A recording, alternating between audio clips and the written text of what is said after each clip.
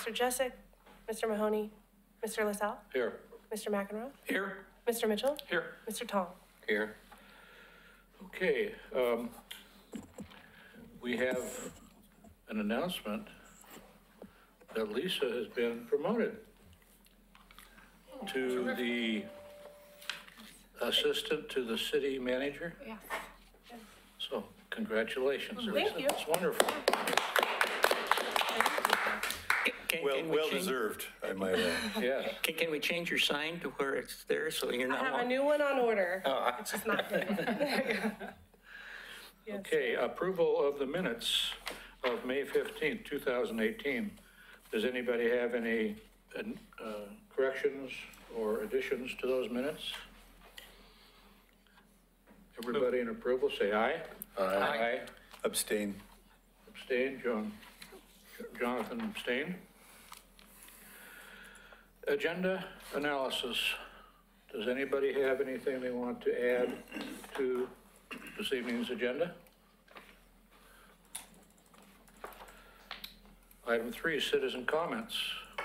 Don't have any citizens here, so obviously we don't have any comments.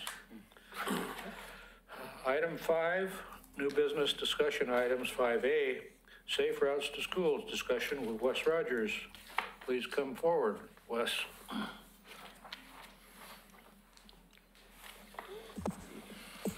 Wes and I didn't get a chance to really talk through this discussion, but it is a discussion. So we've talked to Wes a little bit about some improvements. We've agreed that the Gardner Middle School is kind of a focus area, someplace where we've been kind of interested in as well. And with their new school change plans in the works, we thought maybe we'd start there, and we've talked about some other areas around the area, around the school district in Oregon City, but other than that, we really didn't talk too much, so we haven't compared notes. So I guess we'll just see what Wes brings, and we'll try and fill in the blanks if there's any. Okay, great. Technology question. Our buttons in our boardroom, they're lit. Is this just It making should be lit. Okay. Sometimes they look a little dark, but I just. Okay, that's fine. Yep, I think I hear myself. Okay. Good. Well, thank you for inviting me tonight. I'm Wes Rogers, Director of Operations for Oregon City School District. And I'm happy to be here to talk a little bit about safe routes to school.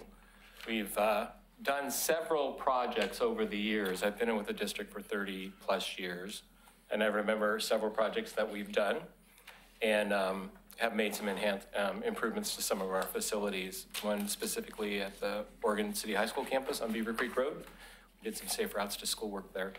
And then I believe one of our elementary schools got involved and did some work. I'm not sure that it got finished up, but I remember hearing about it. And currently, the district, I've been to the commission meeting and the planning commission meeting, have talked about the district's plan for a November construction bond for school facilities. And we still have on our list of project scope replacing Gardner Middle School.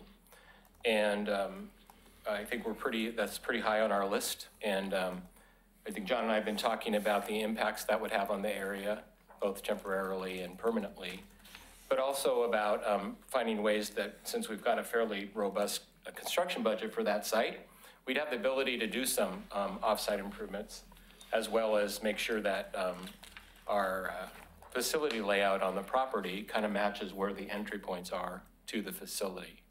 And at the same time, we're quite aware that there's a public safety building that's going to be built in the area soon.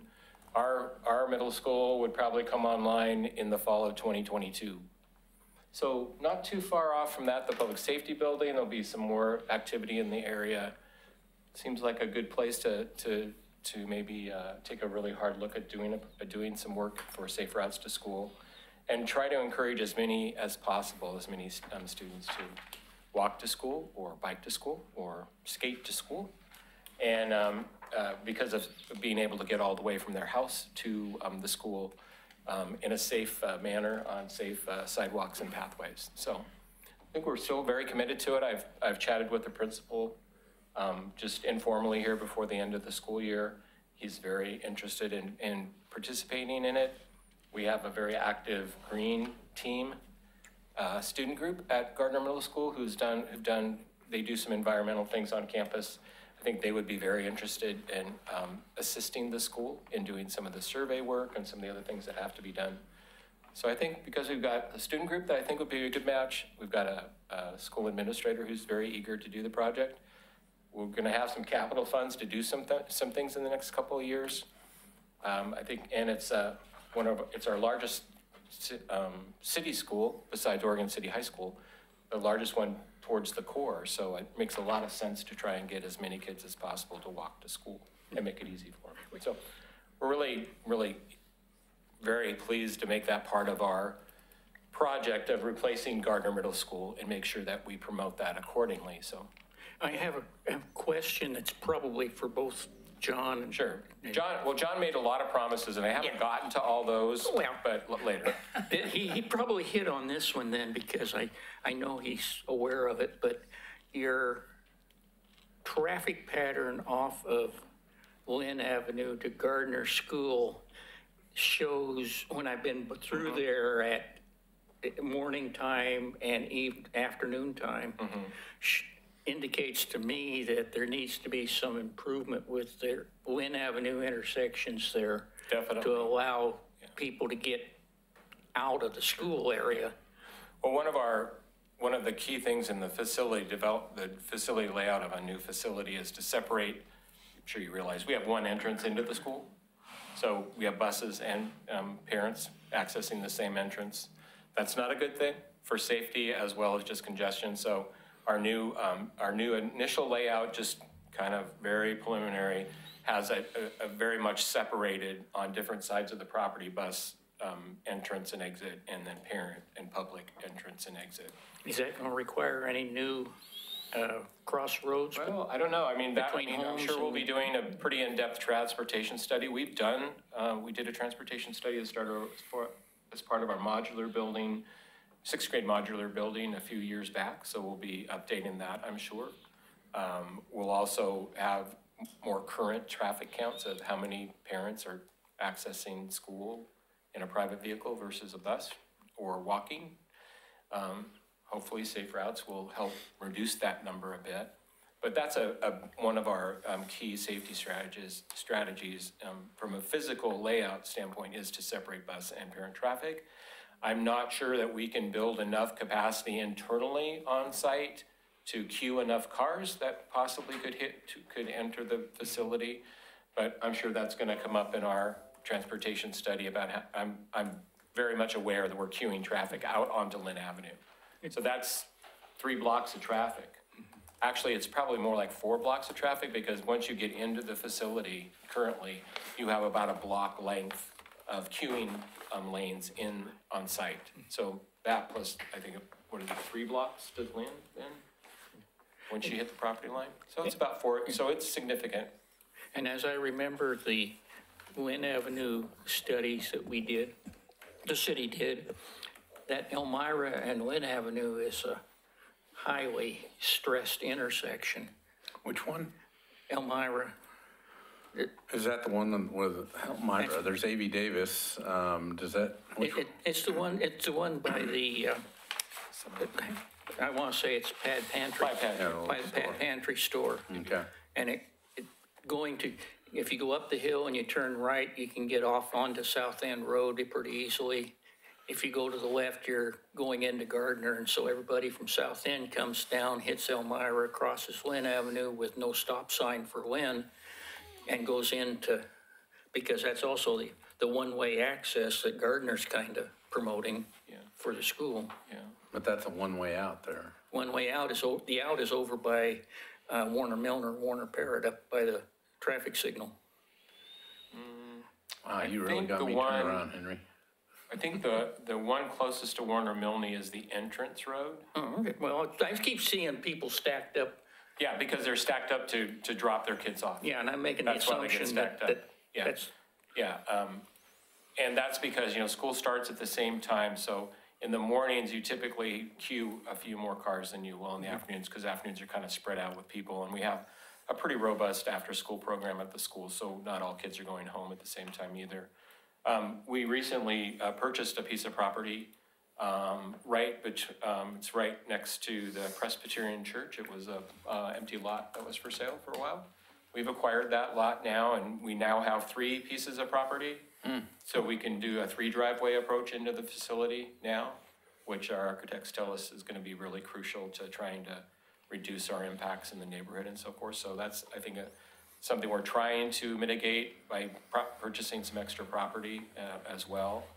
But yeah, we're keenly aware of that, and I hate to say it, most of our schools are doing the same thing, and whether they're Redland and Beaver Creek Elementaries out in the country or schools in the city, it surprises me the number of people here in the city who drive their kids to school, and it's only about 10, 12 blocks. But, yeah. John, I'm not familiar with how complete your sidewalk inventory is, but I want to congratulate the school district on being really engaged in this Safe Routes to School program.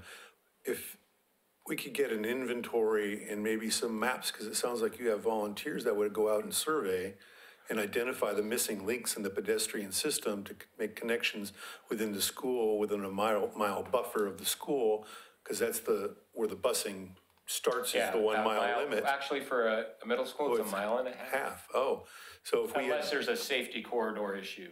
Okay, yeah, and if we identified those missing links and you have the legs and you have the GIS ability to provide them with maybe some maps to go out and say, we got missing links here, that might be a way of identifying funding projects and identifying those short links. Immediately that could be completed to provide those linkages for a complete system to the school. And I want to congratulate, I've worked with school districts and they're often not interested, and I want to congratulate your school district. It'd be a much easier lift if we weren't replacing Gardner School, to be quite honest with you. But because we are replacing it, and it is a school that's fairly active around issues of, global warming, And you're centrally green located. projects and stuff. You're to the neighborhoods, which often schools are in the boondocks, so. Yeah, and that's a another really reason good thing. we really want to make sure that when we do this school, and we call it our one still existing core school, we really want to do it right and want to be compatible in the neighborhood, but also we want people to be able to walk to and from this site, because it's also, the initial designs are it's going to be a community hub for youth sports and just walking the track or using the field and so forth, so. So I don't know how complete or incomplete the sidewalk or pedestrian inventory is. Right, so that's a really good point. I would say our sidewalk inventory is complete. We've got good access to that information through our GIS, and I think it's available to the public as well. So we've got a good inventory for that already, so we can connect the dots pretty easily. Oh, that's great. I think what I'm wondering about is, for one, we've heard from the Transportation Advisory Committee a lot of willingness to participate. Safe Routes is often about projects, but it's also about education, right? And trying to get the parent communities to think about it before they drive the 10 blocks to pick up and drop their students, right? And think more about walking and biking to work or to school. So I guess Bob, maybe you need to help me there a little bit, and just kind of, I'm assuming that someone on this committee could participate in this, whatever process the school puts together, and I think that would be helpful. Yeah. And then the other thing is just the timeline for this new school is 2022. Is there something we could do, kick off? I mean, is there a timeline shorter than that you'd feel comfortable with, kind of getting that principal together with it's not PTA anymore, it's isn't PTA, parent advisory committees. Yeah, parent advisory committees and that student committee. I know it's summertime, but if we actually started working on something so that we could, I think the capital piece, it's the costly piece, but it's usually kind of almost the end of the process, right? You get through a fair amount of an education campaign, and you go through kind of the state's Safe Routes to School guideline, and then out of that comes probably some project recommendations. And that would be good for us to know if that's something you guys are ready for, and maybe in this next school year, or? I definitely think, because we have the principal on board, I think he can recruit somebody for us. I know on staff, we have an advisor to this green team, a group of students. And I know they do have a pretty active parent group. And so it's a matter, I think, of finding a parent who would really like to be involved in that. And then if we have somebody from the Transportation Advisory Committee from the city, and that'd be great. And I think we could start it up this fall, for sure. Okay. And start planning on it, maybe do a planning or two meeting in August. And One project I've seen that's been fairly successful at other schools, and you have a green team, which is very beneficial. I don't know if you considered walking school buses, where you have the parents. yeah, Because a lot Yeah. of times the parents, Yep. they drive their Sure. kids because they're not comfortable. sure. So walking school bus is a way of Definitely a tool alleviating that we that can fear. take a look at. Yeah, for sure. But you need more than one parent because they Yeah. get sick, and Yeah. as soon as it fails one day, the whole program Yeah. shuts down. Yeah, we'll have, I mean, that's definitely something that could work. I think that would help alleviate some of the safety concerns of some parents about putting their students out on the sidewalks and walking to school.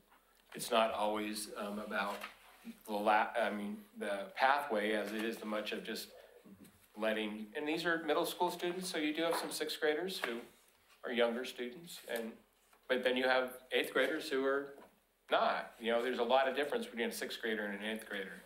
So it could be creating those kinds of walking assistance tools, like a school bus, or having people just go out on their local sidewalk in the mornings and just be there for kids to see and know, that's somebody from the school district or from the neighborhood who's here just to keep an eye out for us and stuff. So, but yeah, definitely I don't remember seeing anything about Safe Routes to School that made me think, oh, we could do that. I think everything I've seen so far is we would consider and see if that would work in our neighborhoods, so. You need a local champion to Yeah. really make that work. Yeah, and I know that we've got some good supports. I think the city's very interested. We're very interested. I know we've got a state person, Dana. Is that your?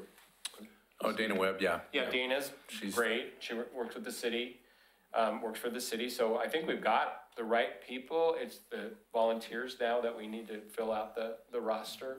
And they're gonna be the ones to make it or break it, because my saying to a parent, hey, walk your kid to school.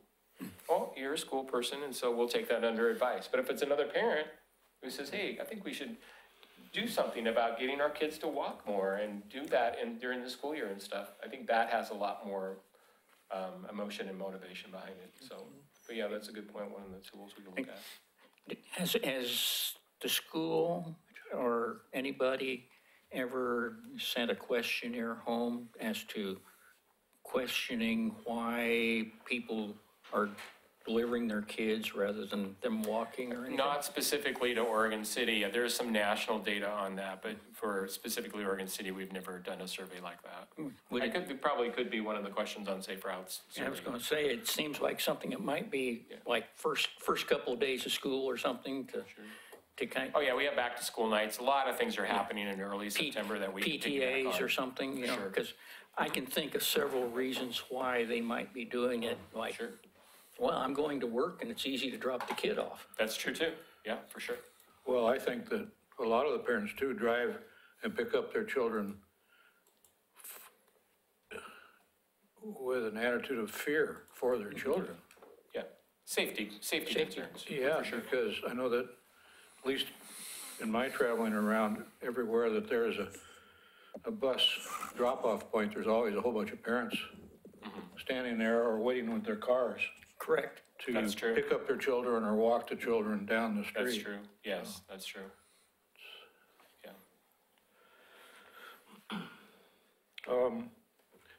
You've got a plan to put a new middle school out by Holcomb Elementary? That's a longer term plan, but that's correct. Yeah, we're in the process of trying to acquire the property, and quite a bit of heavy lifting that needs to go on with Metro and getting it into the UGB, because currently it's not inside the UGB. And so we've started those discussions with Metro, and if it does turn out that we can get in the UGB, then there's the whole annexation process with the city, as well as just master planning a middle school site. Well, the which reason takes I a fair amount of time. thought about that was your statement about with Gardner, there's only one way in or out. Yeah, It's the same Well, the thing nice thing right about there. that is we would stretch school property from Holcomb Boulevard to Forsyth, and we would have multiple, and we have another, is it Ames? I don't want to say Ames, but is it Ames? Ames. And then we got Ames there as well. So Yeah. we have another 3 ways to get in and out of the property. Are you So- talking essentially taking that property along that new subdivision, pushing it down, it's Ceres Farm all the way down to? Yeah, to we Forsyth? wouldn't, we have we've been very public about the fact we have a right of first refusal on the farmland, not the nursery structures. Yeah, but Yeah, just yeah, the your farmland. school kind of runs right Yep. down that, Yeah, it's all yeah, if you think farmland. about the farmland, he grows corn and other annual crops in there. It's from that Forsyth Road all the way to the Holcomb Elementary School site. And Holcomb Elementary School actually was Sears family property before the school district bought it, so. Yeah, we would own that entire stretch between Holcomb and Forsyth, all the way across. So. And we do the same thing there. When we get into construction, I'm sure we would be very open to doing a safe routes to school process there, study it, make sure what do we have, what do we need, what tools will work here, what was our experience at Gardner.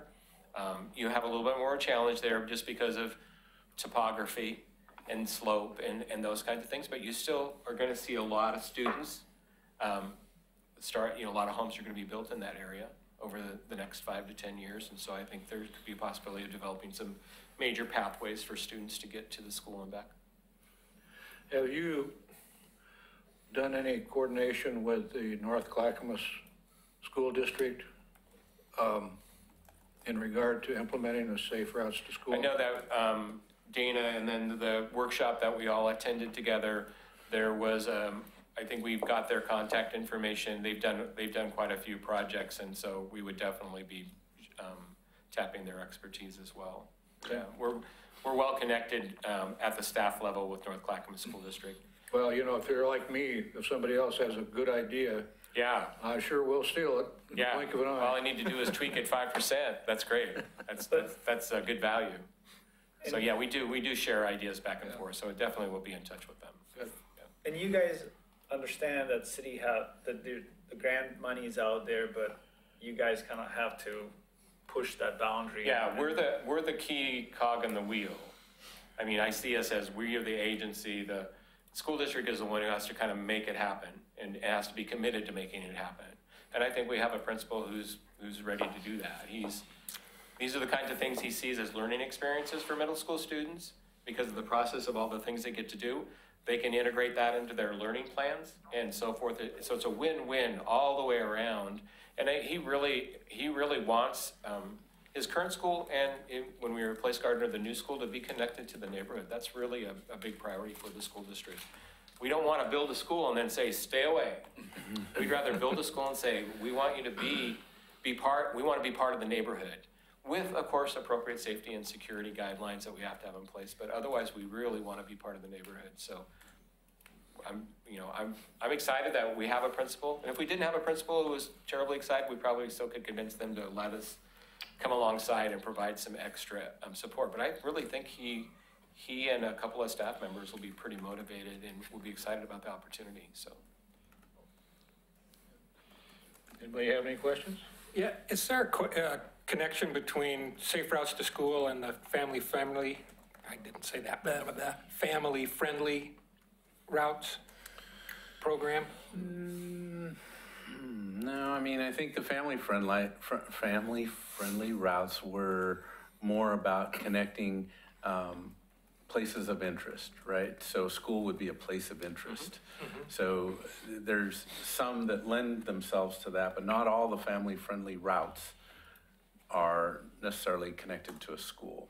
So it's more of it's like a road classification. So it's kind of like a family-friendly route for us meant maybe there's a park connection, but not necessarily a school. So that doesn't lend itself well to safe routes to school, but.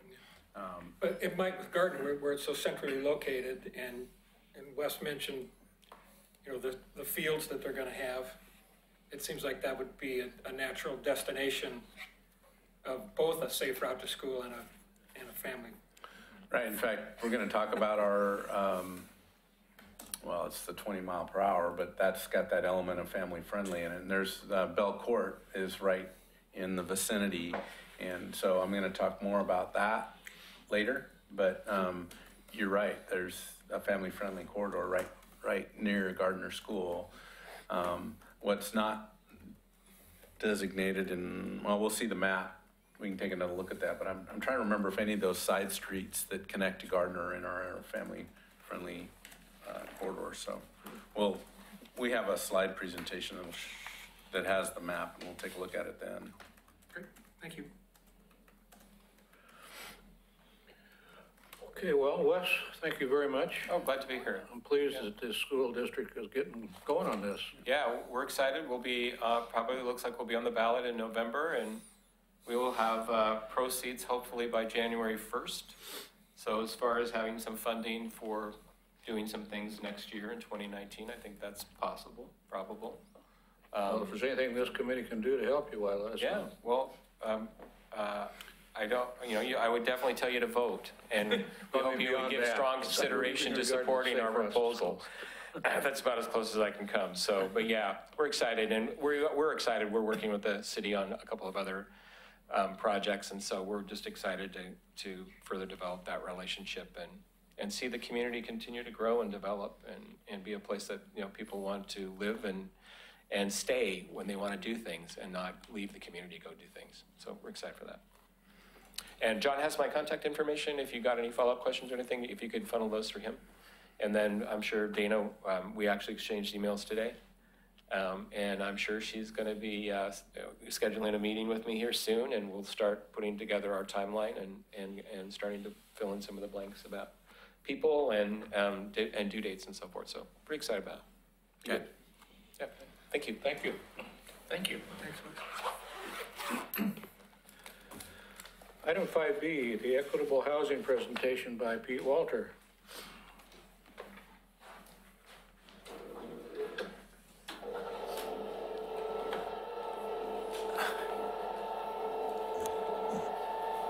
Good evening, everybody. I'm Pete Walter. I'm a planner with Community Development Department. I've been a planner in community development now for almost 14 years.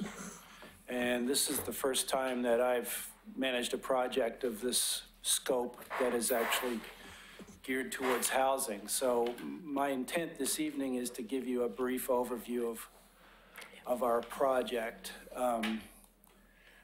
which we call it the Equitable Housing Policy Project.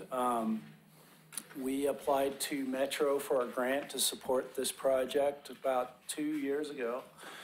And we have been working with a project advisory team of 15 members who are all, with the exception of one, all are Oregon City residents from various walks of life. We have people from the Planning Commission, City Commission, we have renters, we have single-family home up, and we have people who represent communities of color and low-income groups as well.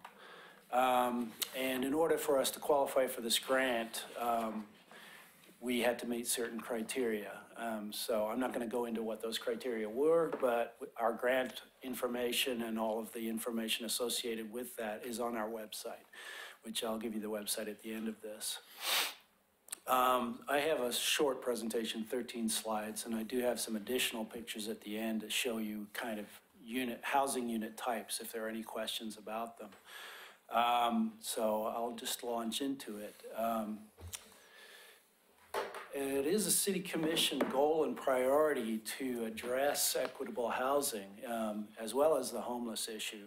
What this project is really looking at is looking at our development code and taking a broad view of our development code and trying to reduce barriers to more diverse types of housing in our existing zoning designations. And what we're looking at as a long-term goal is diverse, quality, physically accessible, affordable housing choices with access to opportunities, services, and amenities. So this is really a question of housing supply. And there's a huge part of this issue which we can't address through this project, but which we are coming to terms with as we move through the project. And I'm going to talk about that at the end of this. So we're looking at providing more types of housing choices to both buy and rent. Those would be accessible to the entire range of Oregon City residents, present and future. And they need to be convenient, so they need to be close to transit, close to schools, amenities, childcare, food, services, and that kinds of thing.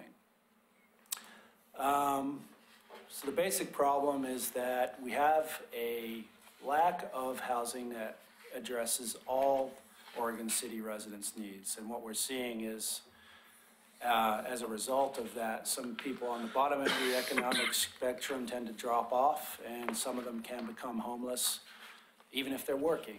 And what this project aims to do is try to support housing growth by removing regulatory barriers to facilitate the development of more types of housing. And the type of housing that we're talking about is, we call this the missing middle.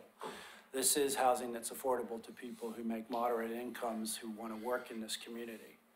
They're not necessarily people that can buy a home first time around when they're young or graduate from college.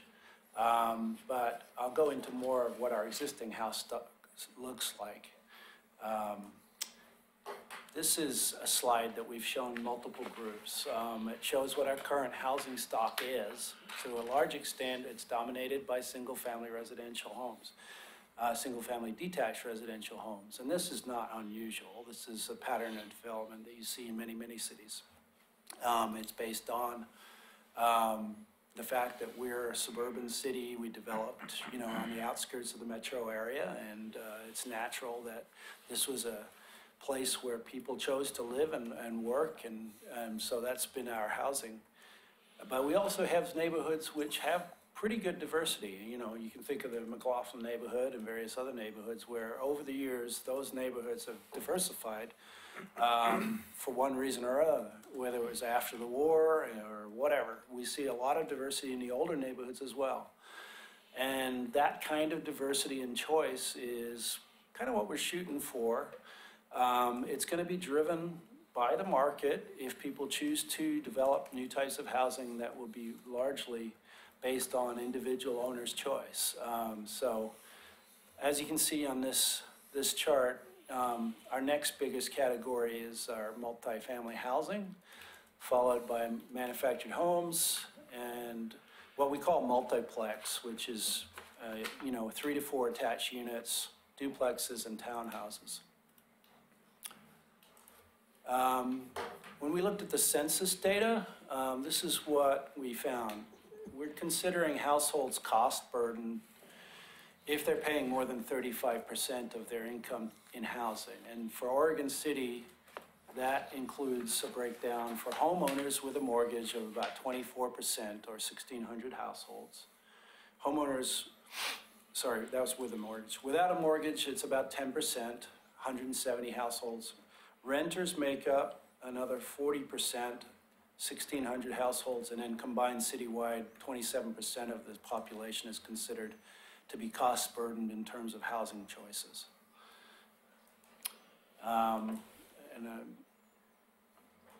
This chart illustrates our existing residential zone districts.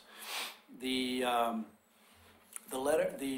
housing types along the left column here, the ones that are in black represent housing types that are already permitted uses in these various zones. And in orange are the proposed unit types that would be permitted in these zones if these proposals go forward and are adopted in full by the city council, city commission, sorry. We have, as you see, R10, R8, and R6. Those mean 10,000 square foot lot minimums, 8,000 square foot lot minimums, and 6,000 square foot lots. Those are considered low density residential zones. And then we have the R5 and R3.5. That's 5,000 square foot lots and 3,500 square foot lots. Those are considered medium density residential zones. And you can see that in the majority of those zones, single family is the principal permitted use. We have allowed accessory dwelling units since 2004. as a permitted use. And there's approximately 9,000 housing units that fall into these zone districts, 9,000 that are permitted to do this. We have seen approximately 26 ADUs built in all of that time, just to give you an idea of how many people are actually taking advantage of these. So why is that? Why haven't we not seen that kind of accessory dwelling unit growth? And there's a number of reasons for that we've heard about. What we're aiming to do through this project is to facilitate, through the development review process, educational materials for people to understand what they might be facing in terms of costs, so that they can do a cost-benefit analysis to figure out if this is going to work for them if they wanted to build one of these types of units. The next type of unit that we haven't seen built yet is cottage housing. Cottage housing allows you to double your density in existing zones by building very small footprint type cottages, as long as you have at least 2 acres of land. And it's a very prescriptive type of development code because it restricts the maximum building size as well as has certain open space and common maintenance requirements. So we've seen one project, we just approved it, has preliminary land use approval in the Kenema neighborhood. And I don't know when they're gonna start building that, but that's for 5 units. You're saying that you have to have a minimum, 2 acres. well, why not acre?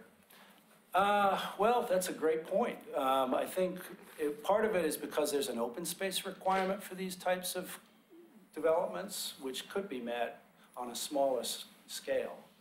But it's something that we could certainly contemplate. At least 50% of the cottage housing units have to abut a central open space and have shared maintenance and that kind of thing. And some of the other concerns I've heard from builders is that the building footprints are not, the required building footprint maximums are not large enough for them to make a profit. Okay. So that's something we've heard. I don't know if that's the case. You know, this housing model comes from the Puget Sound, where there's a little more money floating around. You know, it's something we put in the code as an option. We're going to keep it as an option, but we're going to simplify the code for that. So it's called cluster housing now. Internal conversions, the idea behind internal conversions is that you keep your existing house. We don't want to incentivize scraping off a house to build some big house. This is the problem you've seen in Portland. So an internal conversion would essentially allow you to put a unit inside your house that would be bigger than accessory dwelling units in size, because an accessory dwelling unit has a maximum size of 40% of your existing living area. So, you know, that usually pencils out to about 600 square feet, 800 square feet maximum. And some people want more than that. And so that's an option. You'll notice that that is an option in all of the residential zones. The way we looked at this is about half of the housing stock in the city was built before 1990. And about the other half was built after 1990. So we are saying that homes that were constructed before 1990 would be eligible for this, and after 1990 they would not. But that's something that we can talk about as we go through the process. And the idea, corner duplexes is a very common proposal that you're seeing. The idea is that you would allow corner duplexes on a slightly larger lot. Would owners take advantage of this in existing neighborhoods? I don't know. This is probably something that you would see in new subdivisions if it's a bigger lot, yeah. I would add that when I worked in Springfield about 30 years ago, this was pretty much standard in all of the subdivisions in the city, and they pretty much used a normal corner lot for them. Yeah, that's a really important consideration. We're talking about having the lot be at least 25% larger to accommodate this. But if it was a standard lot, there would be a design standard that goes with it to make it sure that it looked like a single-family home with entrances onto both the abutting streets, that kind of thing. The next three duplexes, townhomes, live works. The only real change here is that we would be permitting potentially these units in the R5 zone and bringing back townhomes and live work units to the R3.5 zone as well. I'm curious, Yeah. if you're talking about diversity, why wouldn't you allow for multifamily or some of these other things in R8 and R10? Yeah. You're creating those neighborhoods. I mean, if somebody comes and acquires 50 acres or 300 acres and they're gonna go R10, Yeah. you're not creating any diversity there. Well, what we've talked about is, we want this project to succeed. We want to make sure that we respect existing neighborhoods to the extent that it's reasonable. One of the new concepts coming out of this, currently a multifamily project is defined as 3 units or more on a single parcel. That definition would change, so it would be 5 or more, and then multiplex, which is a new category, would be, 3 to 4 units on a single parcel. And that is a new use that we would look at permitting in the R5 and R3.5 category, but not the R10 and R8 and R6. There's various reasons why that proposal is going forward, but if these existing low-density zones already have the opportunity to do internal conversions and ADUs, and we've already got, and that's an infill area, so we're talking about existing city limits. That seems to be a way to accommodate that compatibility. I understand that, you could be super ambitious and try to go with something like, we're gonna convert Oregon City over the long term to something that looked like Montreal or, like a really attached high density housing, which, that seems to work in cities, but I don't think Oregon City is ready for that yet. I honestly don't. It's just a question, I was just curious. Yeah. Well, and there's some justification to it from a transportation standpoint as well. There's multiple impacts that we need to look at in terms of traffic, and I'll talk about that. Are there limitations to the number of these types of units in a zone? Yeah, I mean, do you put limits on how many duplexes are in a particular neighborhood? yeah, all of these have dimensional requirements associated with them, which I'm not going to go into, but Sure. you have to have a minimum amount of land for each type of unit. You have to meet certain setback requirements and that kind of thing. For the R2 zone, which I'll talk about later. So all these require that you have a minimum square footage for a unit. That's not what I mean. Yeah. I mean, like, in an existing neighborhood, you can only have, 30% duplexes compared to single family. Oh, I see, as a range of Right. density over an acre and that sort of thing. That's something we talked about. Right now, we have, a unit per square foot calculation in the code. We haven't moved towards regulating the area based on units per acre. Some cities do that. And it can really help in terms of diversifying and allowing flexibility within a particular area. That may be an option that we look at for our larger UGB areas where there's more land involved. Sure. Like Beaver Creek Road or Park Place or South End. We're not contemplating that with this yet. The idea behind this proposal is rather than having all these zones in different chapters in the zoning code, we'll keep these designations, R10, R8, R5, but we're gonna have a low density chapter, a medium density chapter, and a high density chapter for residential. And then we'll have our mixed use and commercial areas as well, which I was gonna talk about. Final category in this chart is manufactured home parks.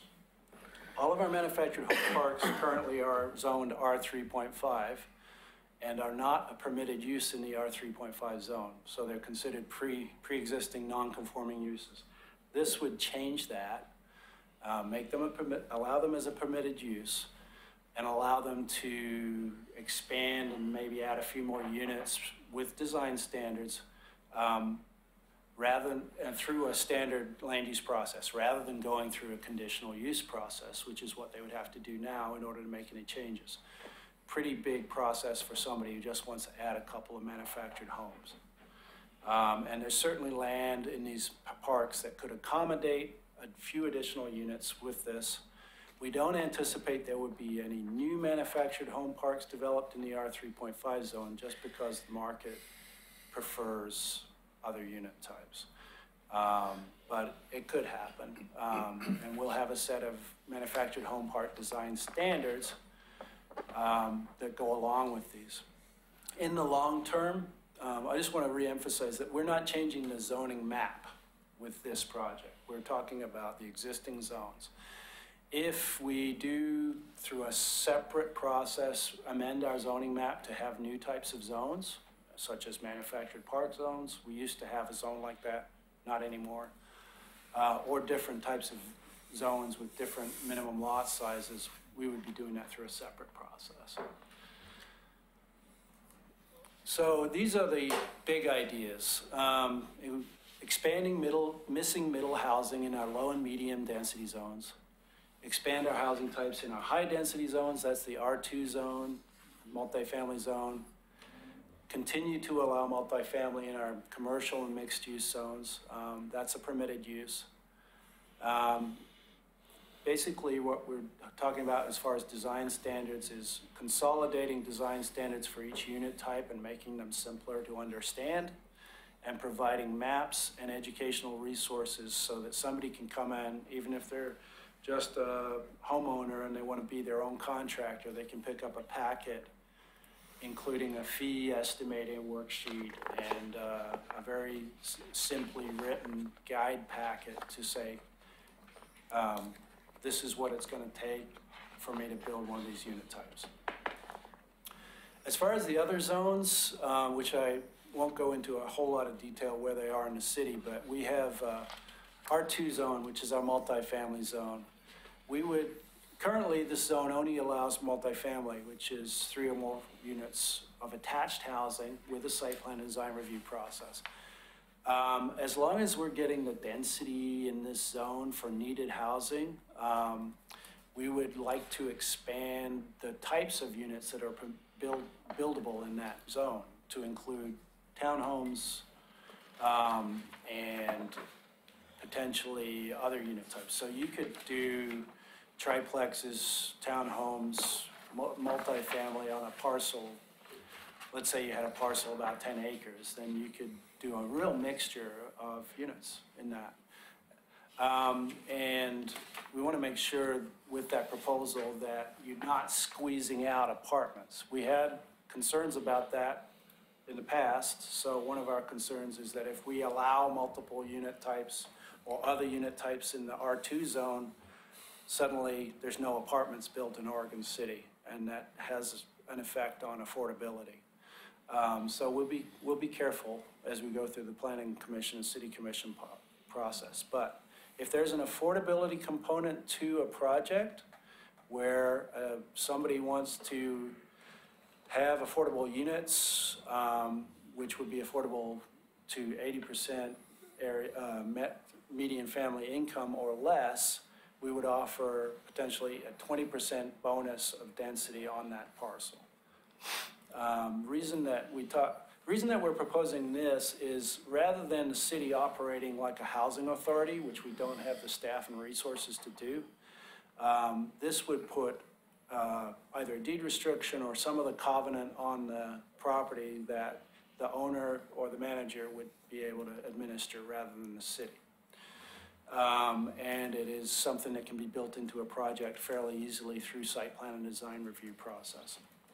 How do you assure when somebody builds, gets bonus 20, that they're not going to, increase those rents to a point that they're no longer affordable over time? Yeah, we'll have to think about that as a mechanism and how we monitor it. That's going to be one of the challenges. There are some legally binding instruments that you can draft that are part of a private CC&R potentially, that they would record, and the city would oversee that those are recorded. But this needs work as far as getting it to be legally doable and enforceable. The other potential option here is for us to partner with Clackamas Housing Authority, because they have offered their services in helping us manage these types of projects if they're located in the city, as part of their current administration. So that would potentially be an option as well. But it's an implementation thing that will need some work. So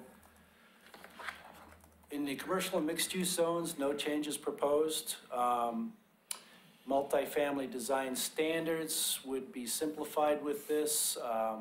Currently, we have some pretty complicated, what we call modulation and articulation requirements. So the intent of those is to break up a big, long box.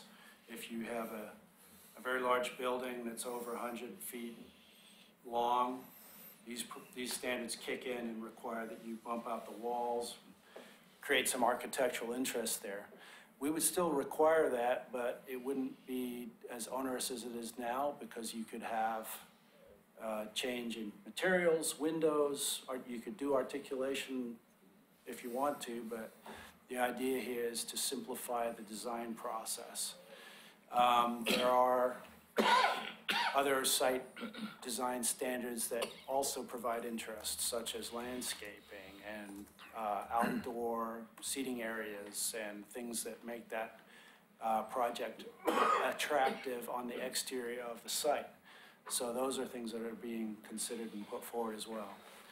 The other thing that we're no longer considering requiring is a mix of unit types. This is, when we say unit types, we're talking about numbers of bedrooms in each unit.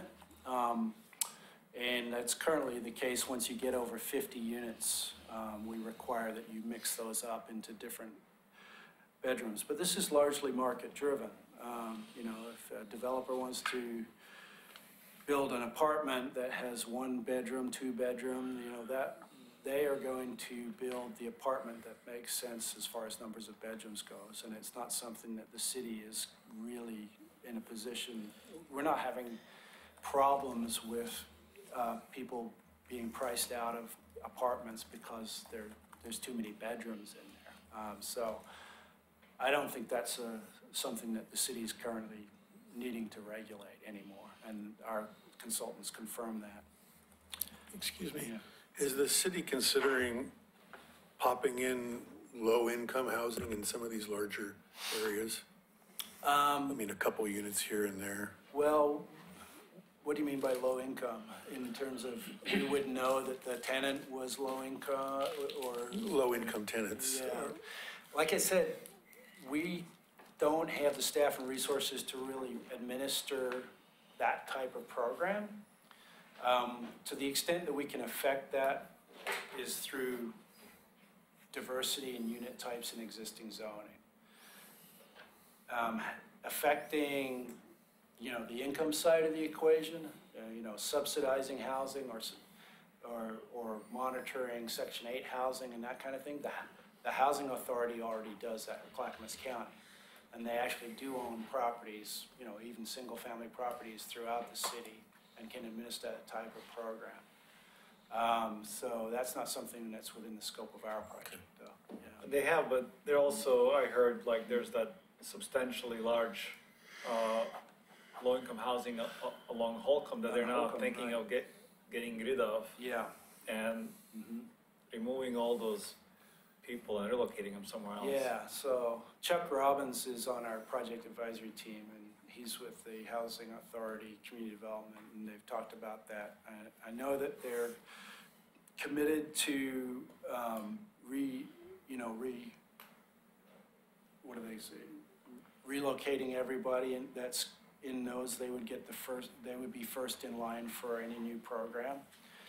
I don't know, there's a lot of work to be done as far as the redevelopment of that site goes. They would And they are very interested in doing a master plan for that site. And there's a lot of private developers out there who are interested in that site.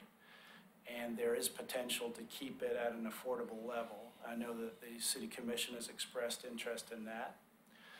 And that's something that, you know, the planning department has not yet seen a concrete proposal for yet, because the housing authority is still wrapping up the disposition of the one property.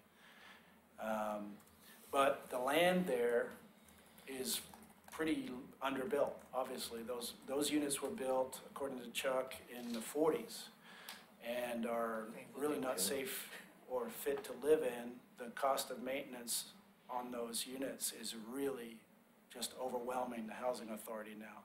So they can do more from what I've heard, they can do more as far as affordability by selling that property and, you know, putting that money into other units under Section 8 than hanging on to that property right now.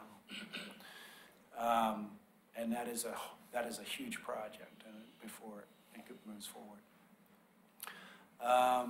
So that's basically a very quick and dirty part. The thing that we're starting to tackle now is the one that's probably of interest to you guys.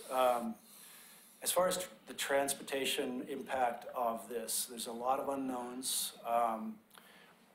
We don't know how many additional units would be constructed because we don't have an adopted set of standards yet. But as we move forward through the adoption process, we are going to have to adopt get an approved transportation impact analysis that would be independently scoped with Oregon Department of Transportation, Metro, and the county.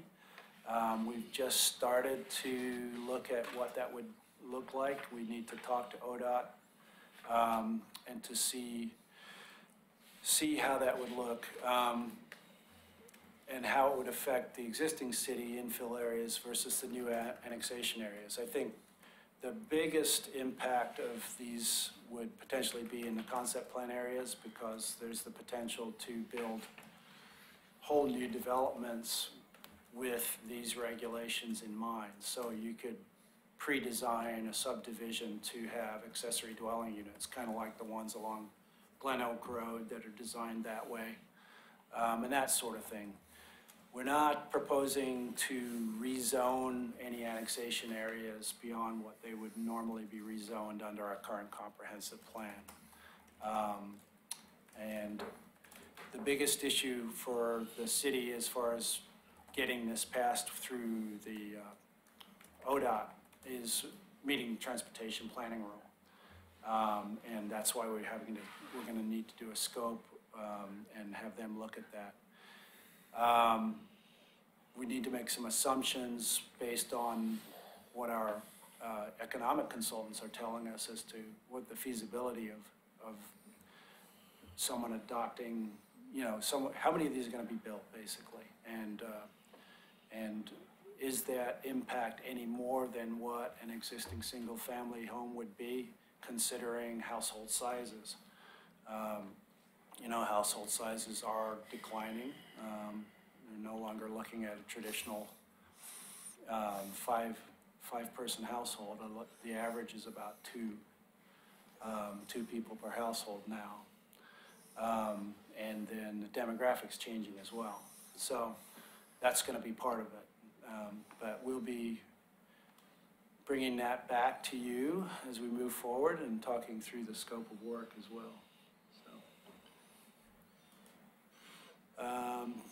These are some of the procedural and design requirements that we were looking at as well. Annexation, currently we have the zoning defaults to the lowest density zone. That's not going to change. So if you annex in a low density, the default zone is going to be R10, 10,000 square foot lot. That's our lowest density zone. And then an applicant or a developer, if they want a higher zone, they have to apply for it and justify it. Make sure that the public facilities can serve it. Currently, we allow lot averaging. Given strange parcel sizes and the topography of Oregon City, This is something that is necessary to have flexibility. Staff and the development community has used this. What it means is some of your lots can be 20% smaller than the minimum lot sizes, as long as the remaining lots balance it out and there's an average of lot size throughout that neighborhood. I And thought that's you guys not were gonna changing change. that to 10%. It was 10%, but the city commission changed it and adopted 20. Yeah, so that's what's been adopted, yeah. So that there's the same flexibility in the current ordinance as there was in the past. Up to what percentage? 25% of the units can be undersized? They didn't keep that provision. So basically, it's applicable across the entire subdivision, because it would have been really, really hard to figure that out. They did keep, you cannot include land under a power line easement as part of that averaging. That was the biggest takeaway from that. The other thing, site plan design review, I've talked about. And as far as emergency shelters, this includes warming shelters or community service needs. Some of these are going to be, a lot of these are associated with churches and religious land uses. The idea here is that emergency shelters that are associated with a faith-based organization or a nonprofit organization would be permitted use rather than a conditional use. What we've been doing as a city is suspending the zoning code through emergency resolutions when the temperature drops below 33 degrees. And that is a lot of burden. It requires a lot of last minute action by the staff and by the fire department and the building official and the city commission in order to do this. So with some pretty basic guidelines, the same guidelines that are written into the emergency ordinances, this is pretty much a no-brainer in terms of serving the most needy in the population when the temperature gets low. The idea here is that emergency shelters would be permitted up to a longer time period than 30 days. You could do this potentially up to 90 days and possibly even permanently. However, we're talking about you having to have services. It has to be administered by a nonprofit or by the faith-based organization or church. And there's some discussion about should there be a cap on the number of beds in these facilities or not. So that's something that we're going to be hashing out. It's not set in stone yet by any stretch of the imagination. But the idea is to facilitate these as permitted uses in the mixed use zones and as conditional use in the R3.5 zone. Those would be the options. And this is a list of all the things that are not within the scope of this project. And as you can see, it's a fairly long list. It's definitely an important list, and it's something that even our project advisory team, and especially our project advisory team, wants to keep on the radar as we move forward. They include regulation of short-term rentals. Do we want to do that? Would that have an effect? Do short-term rentals, affect housing prices and affordability? Do they drive out needed housing in existing neighborhoods? We're not updating system development charges with this proposal because that's such a complicated issue, and we don't know at this point what impact new unit types are going to have on the physical infrastructure of the city. But we do already have accessory dwelling units on that list. We have duplexes and other things like that. So SDCs might not change a whole lot in the future. But it is one of the things that, it was one of the first things that people say is an issue for them when they're contemplating building a unit like this. But we also have to think about our infrastructure and paying for it and making the person who's developing pay their fair share of it. Engineering standards are a whole other thing. We're not tackling that. Single room occupancies are a pretty complicated thing. It sounds very simple, but it has to do with basically communal facilities in an existing hotel or multifamily where not each unit has its own kitchen. They're all sharing a kitchen, they're sharing a bathroom and that kind of thing. Currently not a permitted use and not even discussed in our zoning code. So it's something that has many legal implications beyond just zoning. So we're not doing that. Tiny homes are currently not well described in building codes. They're somewhere between an RV, a manufactured home, and an accessory unit. So until the building code is figured out on these, it doesn't make sense for the zoning code to tackle it. Once the building code does address tiny homes, we can certainly write code to allow them. But right now, they would be forced to be either an RV, which you can't do currently under current zoning. You can't live in an RV on a single-family zone. If we call it an accessory dwelling unit, it's subject to being put on a foundation and hooked up to sewer, paying system development charges. Those are all the things that people who advocate for tiny homes don't want to do. So, where's the compromise there? We're not making any zoning map amendments yet. And then all of the other things that you see here having to do with basically management of housing that is affordable is something that we will need to tackle as part of a separate project. So it's fairly limited in scope, but it does what the grant intended, which was to look at the existing zoning code and as much as we can reduce barriers to these new unit types. And I think it has great potential. It's pretty ambitious.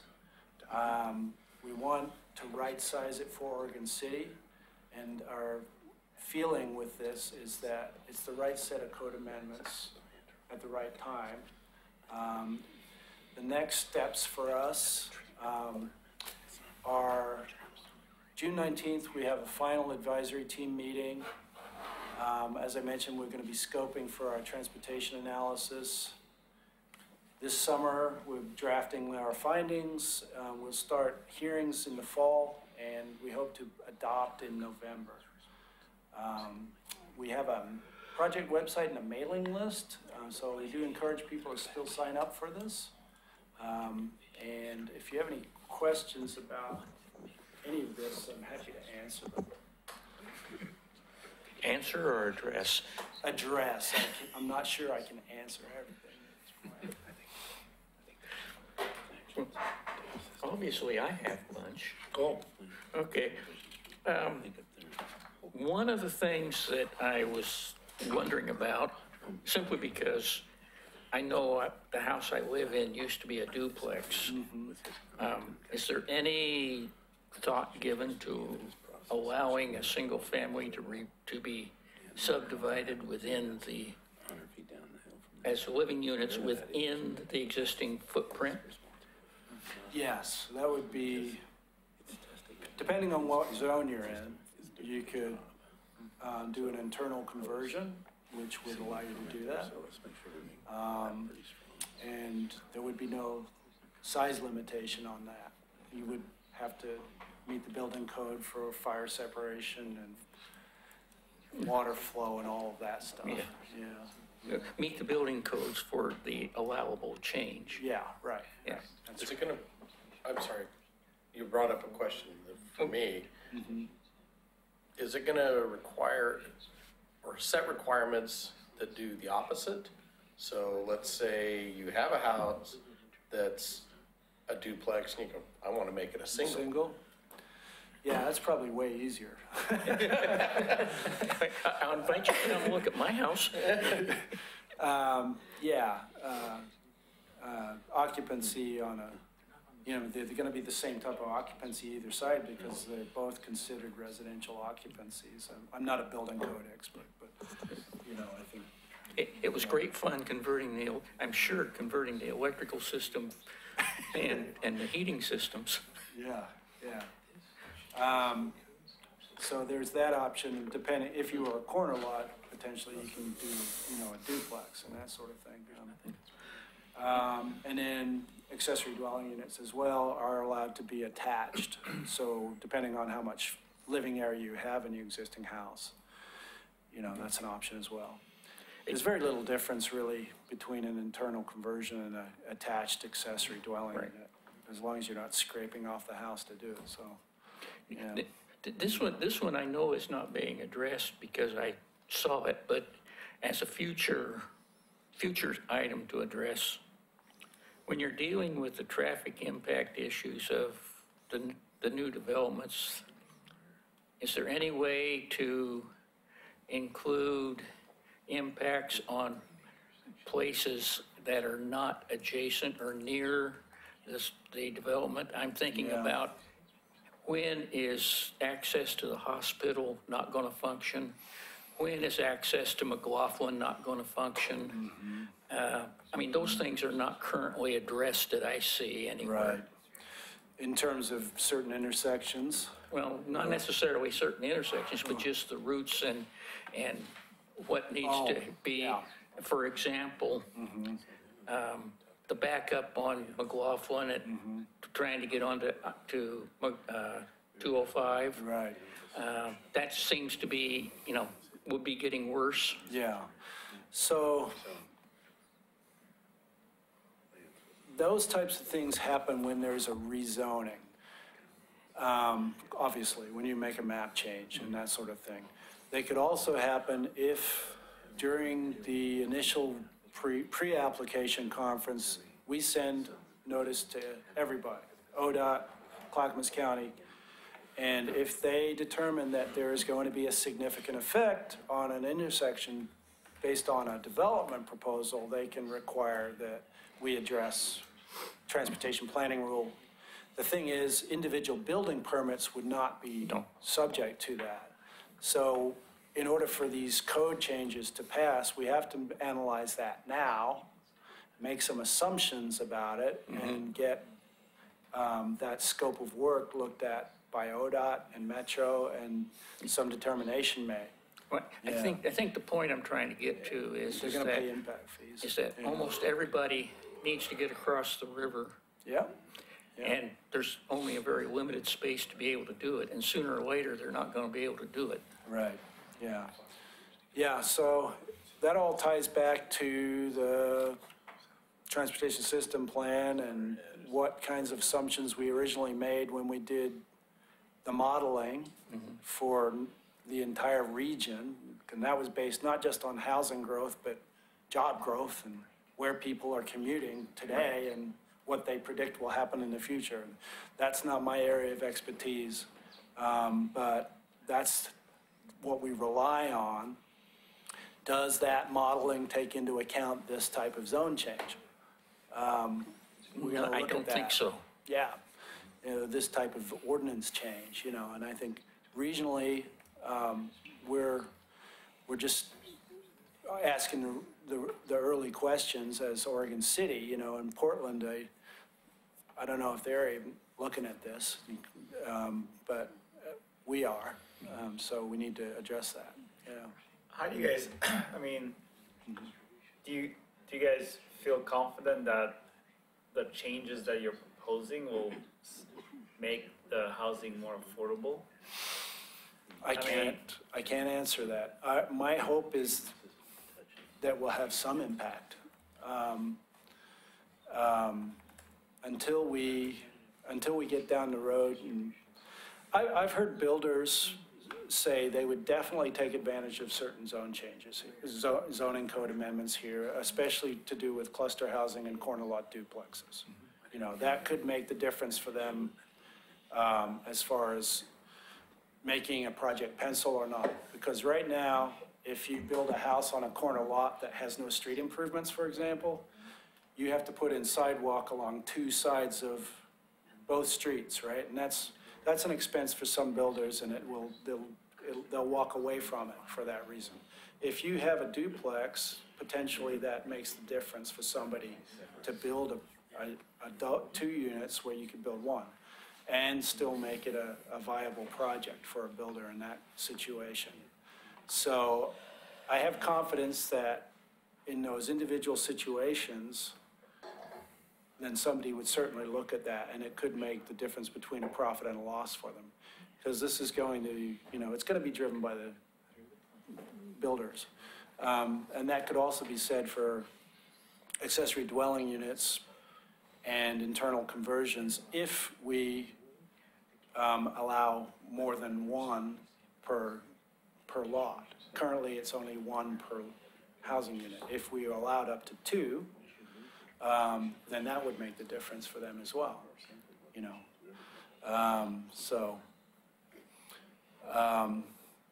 I think those are the kinds of incentives that really need to be there if we want to see this stuff happen.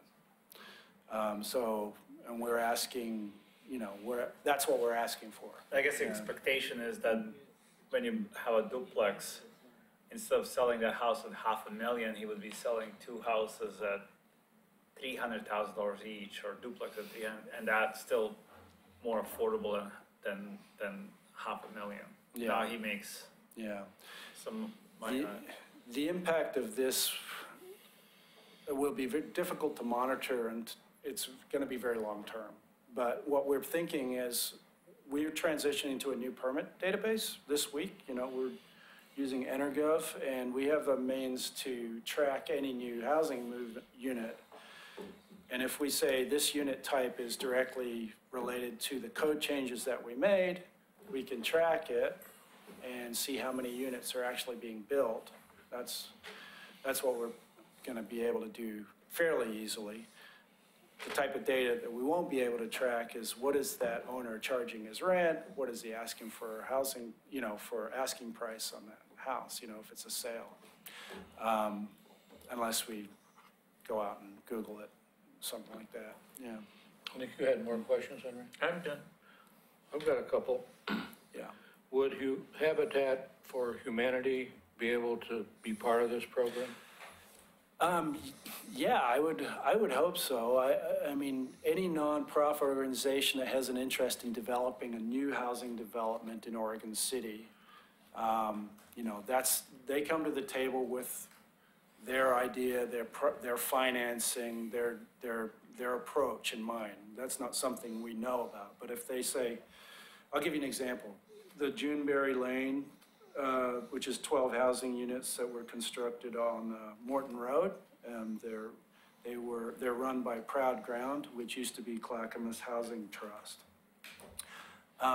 They operate that as a land trust, which is not something that's regulated by the city, but that land trust holds all the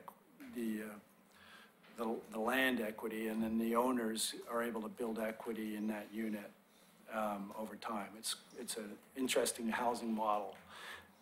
Habitat for Humanity helps with the construction and subsidizes the building materials and the sweat equity and the labor, So those are all possibilities, and I would encourage them to come to Oregon City. But You addressed a little bit about SDCs. I think that, although we don't really want to, maybe some breaks on SDCs would encourage some developers to maybe get involved in this. Part of what we're thinking about is with our cost estimator, which we'll be showing people at the next project advisory team meeting. The SDCs will be right there as part of your cost estimation. You'll have some soft costs for consultants, you'll have building permit fees, you'll have system development charges. We talked a little bit about should SDCs be more scalable to different square footages of units, and that sort of thing. I don't know. I mean, it really comes down to how many cars they have, what's their physical impact on the infrastructure, rather than square footage. So it's definitely a complicated issue, and it's something that requires some deep analysis before we go there. Yeah. Have you yet had any developers express interest in taking part in this project? Well, we have several architects, builders, and developers on the project advisory team. Todd Island, Ray Crisp, we have some multifamily.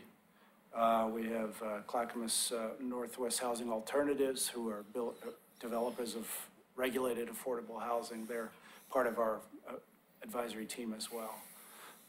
And we have I think we have about 300 people on our mailing list right now from various groups. And so I think the word is out.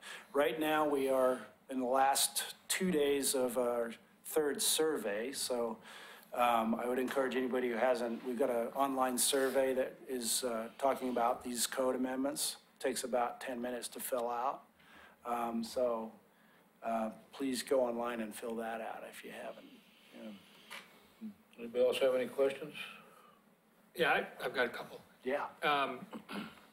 The cluster housing, you got to hit the open space requirement and all of that, but you could be at twice the density. That's correct. That's the proposal, Yeah, right? so, yeah. Okay.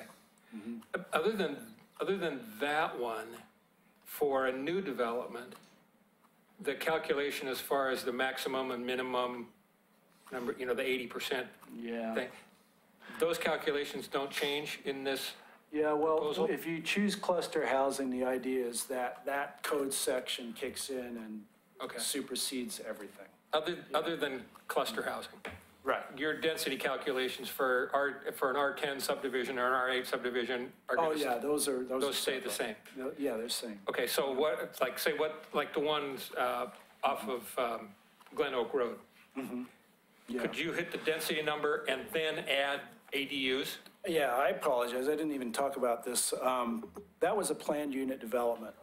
Okay. It was a negotiated zone, if you will. That's not something that we have in the current code, but we are contemplating bringing it back. We're calling it residential master plan, essentially the same concept.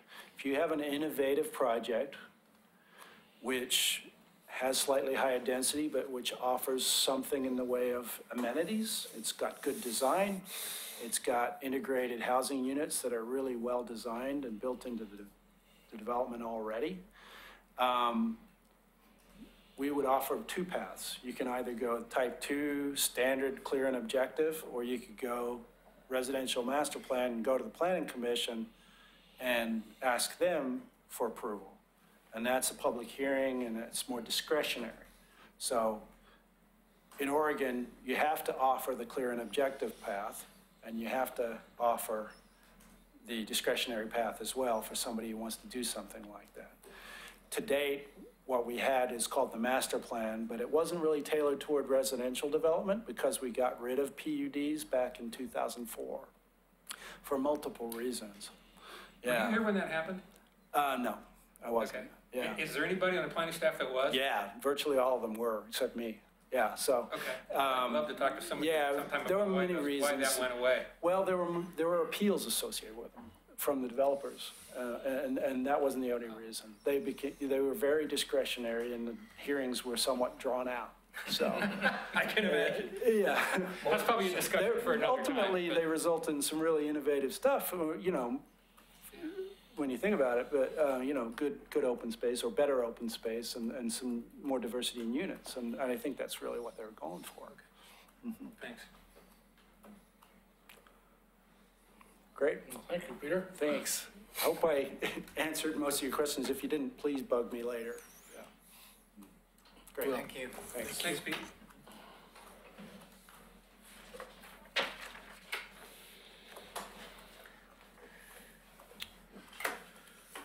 Pete?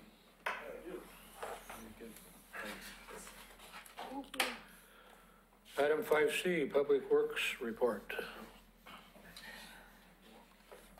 you give him a kiss? I did.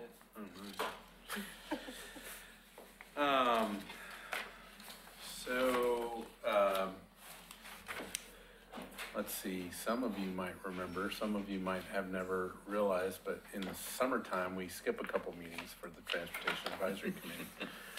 Some of our regulars probably count on that, so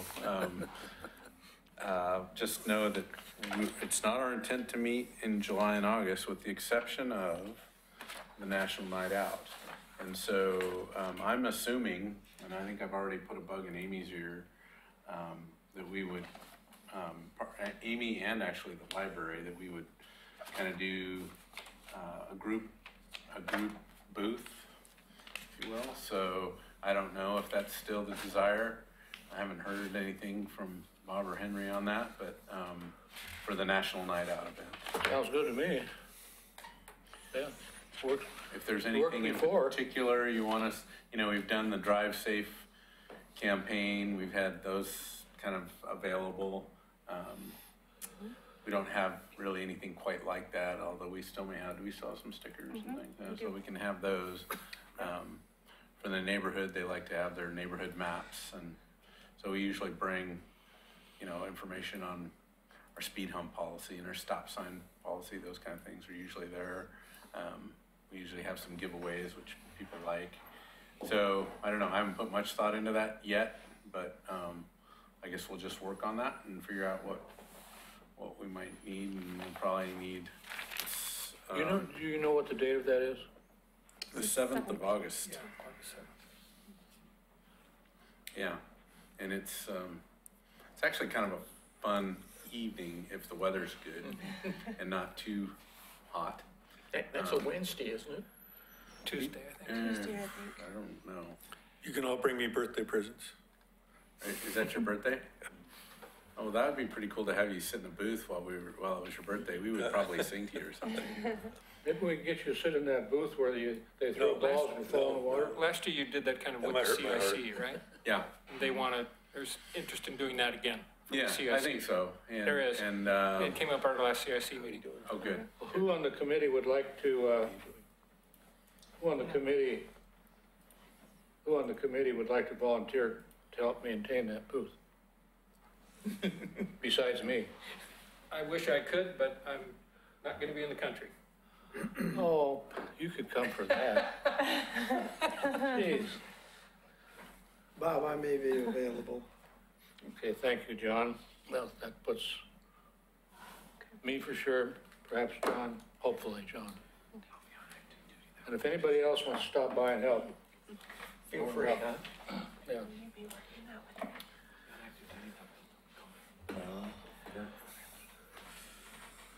All right, well, we'll keep working in that direction, and just know that we're still here, so if you need a Transportation Advisory Committee kind of a task, you can always reach us whether we meet or not, so we'll help you with that.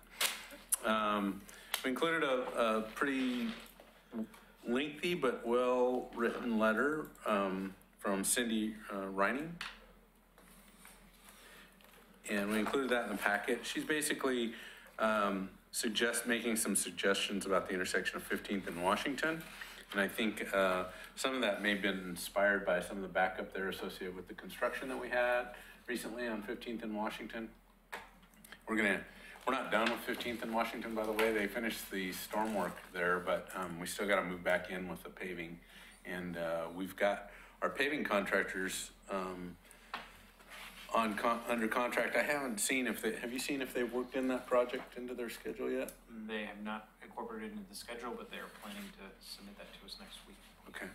So we'll be back in there with paving really between where they ended on 15th, which was just a little bit west of Washington, and then they'll take it all the way to the curb returns on 99E there. So that'll take probably the worst section of road that we have in town to the best section of road that we have in town. My wife will be so happy. Yeah, it's, I think we dig that all out, don't we? Or we cement treat it, or we do something significant there. That will, we've finally got all the utilities, gas, water, stormwater, sewer, we're done in that stretch. And so it's taken us a while to get there, but anyway, that's moving. But this letter is basically suggesting a couple of things. Right now, that signal is set up for a more of what we call permissive phasing. So so if you're on 15th Street and you have the green light, really the turning vehicles opposing turns happen, and what she's suggesting is we should let one go and then set a different phase and let the other side go. And so I think, I'm not sure that that necessarily is what we would recommend in terms of just efficiencies of moving traffic. It might help with some of the safety problems that we've seen at that intersection, but it definitely takes out all the efficiencies we see. It would, because it would require more time for 15th and less time for Washington, and there's so much more traffic on Washington. So I don't know if you guys read the letter at all, but the other concern that she had was the concern that we've also witnessed, which is if you're headed eastbound on 15th, and so you're coming from Main Street, and you're heading kind of towards the hospital, you get to the intersection with Washington, and then it's wide enough there to where people want to get between the through lane and the auto shop and make a right turn there. And her thought was that we were going to go ahead and stripe that to permit that, and it's not our intent to do that. We striped it a couple of years ago, I think. We had that striped with a pretty obvious edge line so that folks would be less likely to do that, but I suspect there's still some cheaters that are doing it. So my thought was, if anything, we might ask police to enforce it a little bit more. But Can you put like those, some sort Type of, 1 delineators? yeah, we probably could. I haven't looked at the entrance to the, but yeah, we probably could do something a little bit more than a white stripe. prevent that, Prevent without that. having police to, Yeah, how often are they gonna be down there? yeah, Maybe the bots dots. yeah. Those kind of things we could do more of, but not until kind of after we're done building. Finish with the work. Yeah, we'll take another look at that. And I think her questions about timing in checking with the county, one thing that you may not know about, but not only are we putting a signal at 12th and Washington, but Martin and the county and Dana kind of all work together to get interconnect conduits from that signal at 12th and Washington. It'll go to 14th and Washington, 15th and Washington. And I think there's already existing conduits to Abernathy. So we're going to connect those intersections, which will give us the opportunity to phase the timing along that corridor a lot better. And that corridor will be first fully connected corridor, and we could theoretically take it as far out as Prairie Schooner with some additional work in the future. So, Well, she certainly put some effort into that, didn't she? she did. I thought, she really put a nice letter together, and I'll circle back with her with a little more information we got from the county.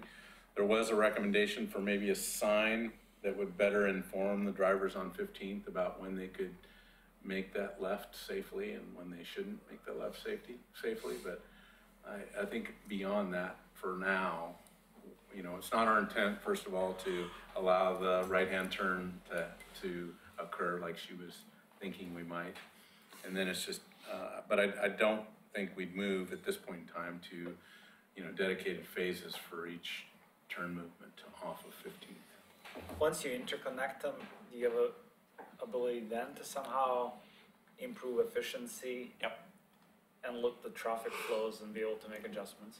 Yeah, we will. I mean, right now, to be honest with you, we met with the county when we did 15th because we wanted to adjust the signal timing so that the detour route would work a little bit better. And to be quite honest, those signals and their controllers are, they're the programmable controllers that adjust to traffic flow.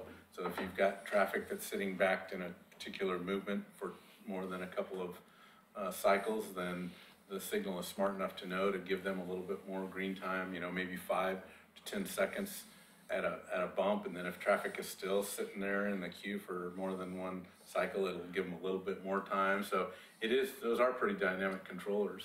The whole thing gets very busy because even before this construction, sometimes in the morning I run through there and it backs up past the bridge and, towards the county maintenance offices and Right. towards the railroad. I mean, it just takes time to get through there. Yeah, one of the things that, we've been looking at with the I-205 and the desire for some interchange improvements at 99E and I-205, I look pretty regularly at the mapping software, and that area right there at 15th and 14th, Washington and Main Street, 9090, that's a kind of a big red spot down there at peak hour.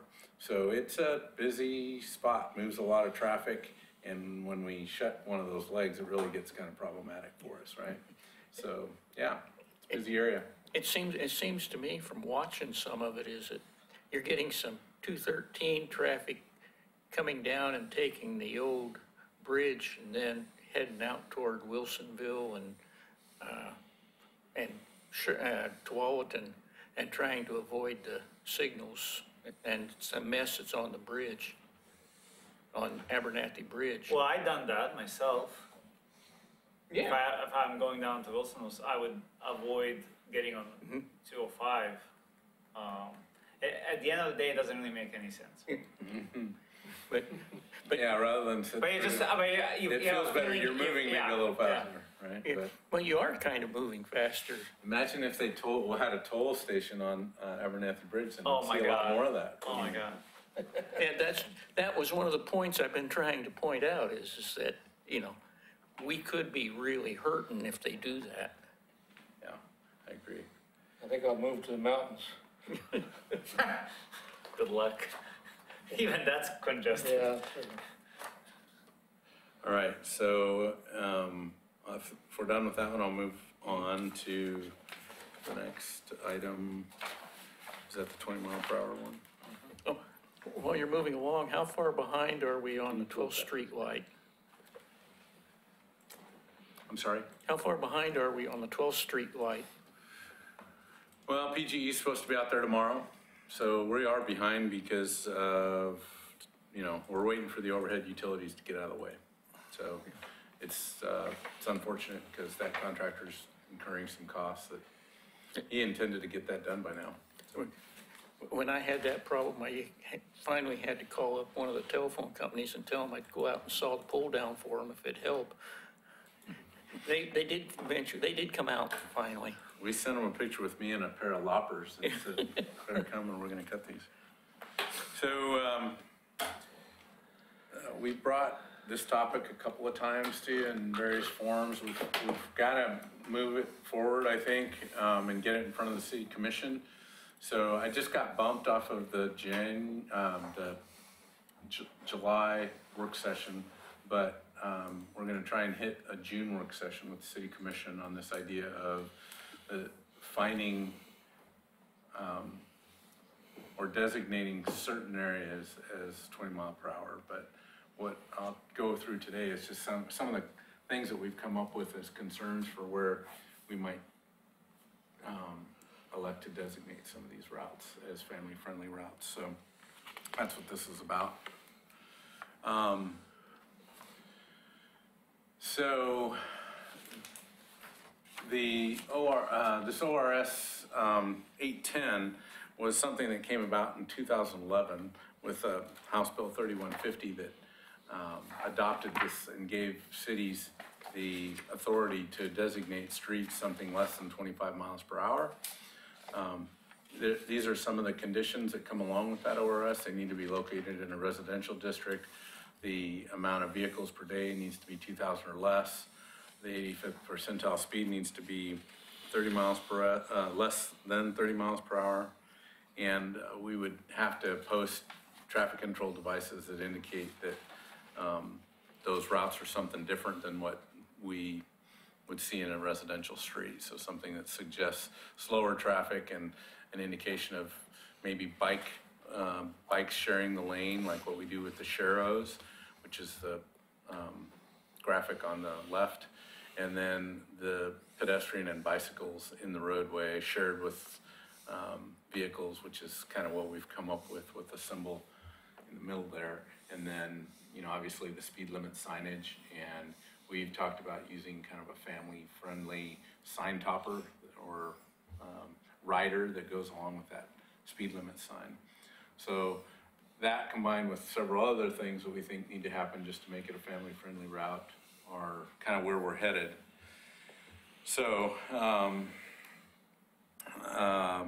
some of the other things that we've talked about are, and we'll go through some good examples of this, but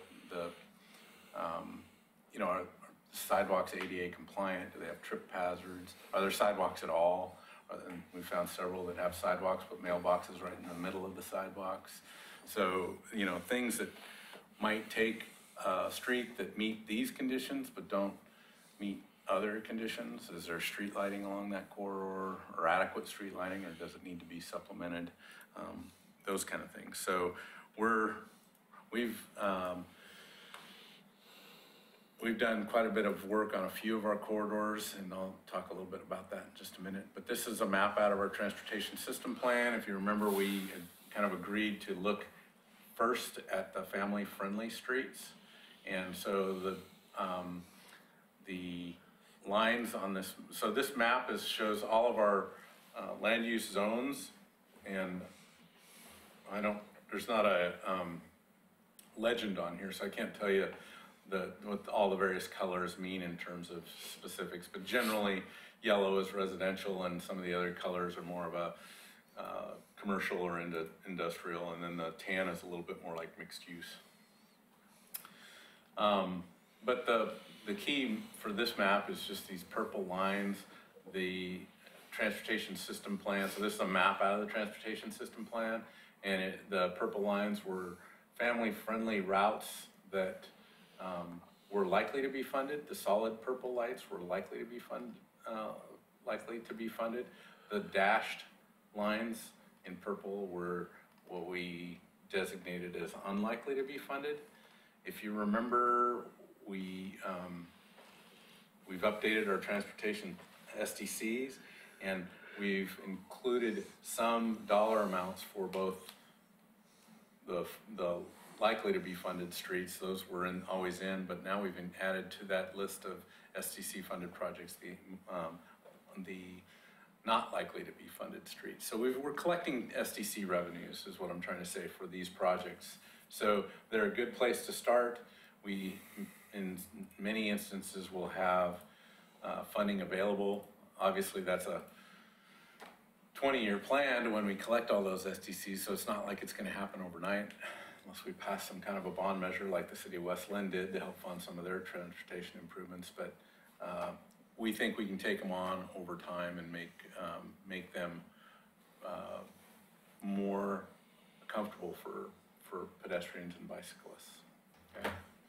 John, I just want to mention my son saw a 20-mile-an-hour school sign at the high school, and he was really happy that you guys put that in. Yeah, You've seen that was he noticed some behavior changes. And that came through the Transportation Advisory Committee as well. Yeah, that's why I wanted to bring it up, and my son noticed that, and he's already talked to some of his friends and noticed some behavioral changes. Yeah. Yeah, good. Thank you for mentioning that.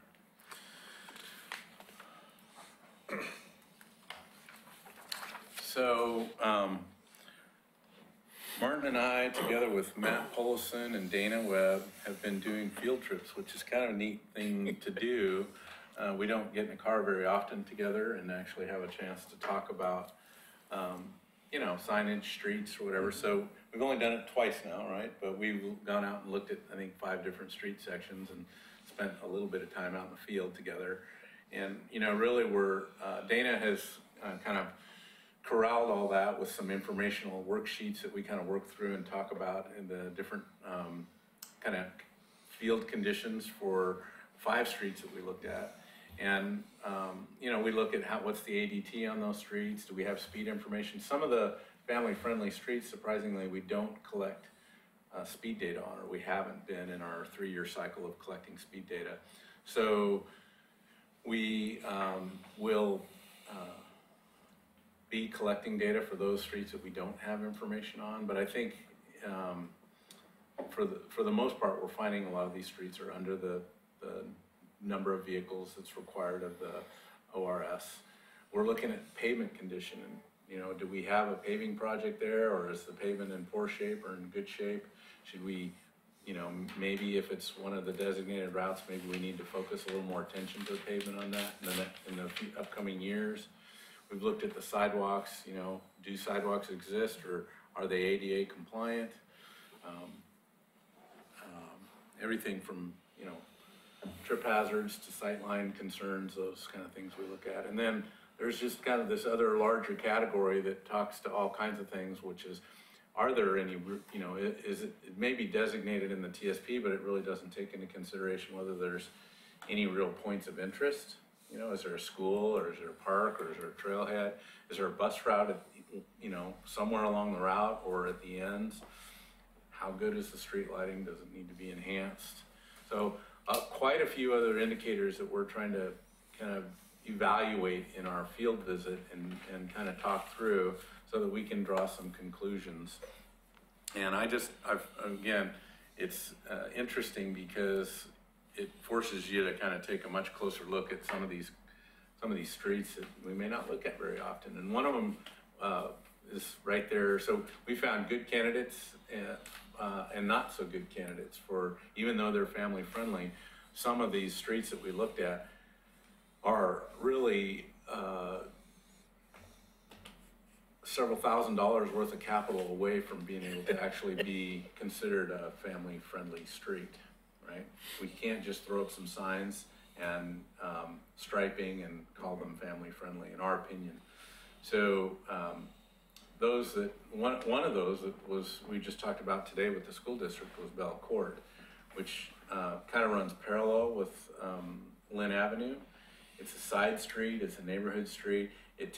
There's a pathway that comes onto one end of it near Singer Park and leads all the way across Holmes Lane in front of Gardner Middle School. So it does kind of lend itself to something that you'd like to see better, more useful for pedestrians and bicyclists, in the sense of a safe route to school. But that particular street has got no sidewalks. It's I would say middle to maybe lower income housing, and because of that, we see a lot of cars parked right on the shoulder of the roadway, and so it's real narrow. Even the travel lanes get encroached upon by vehicles that are parked along the edges, and limited lots of things, limitations on street lighting and Limited sidewalk, limited sight line angle. One of the big questions was, and we talked about it briefly, is what is the reason this street would be a family friendly route? Is it a connector between 2 points of interest? Is it trying to bridge some sort of deficiency in terms of interconnectivity?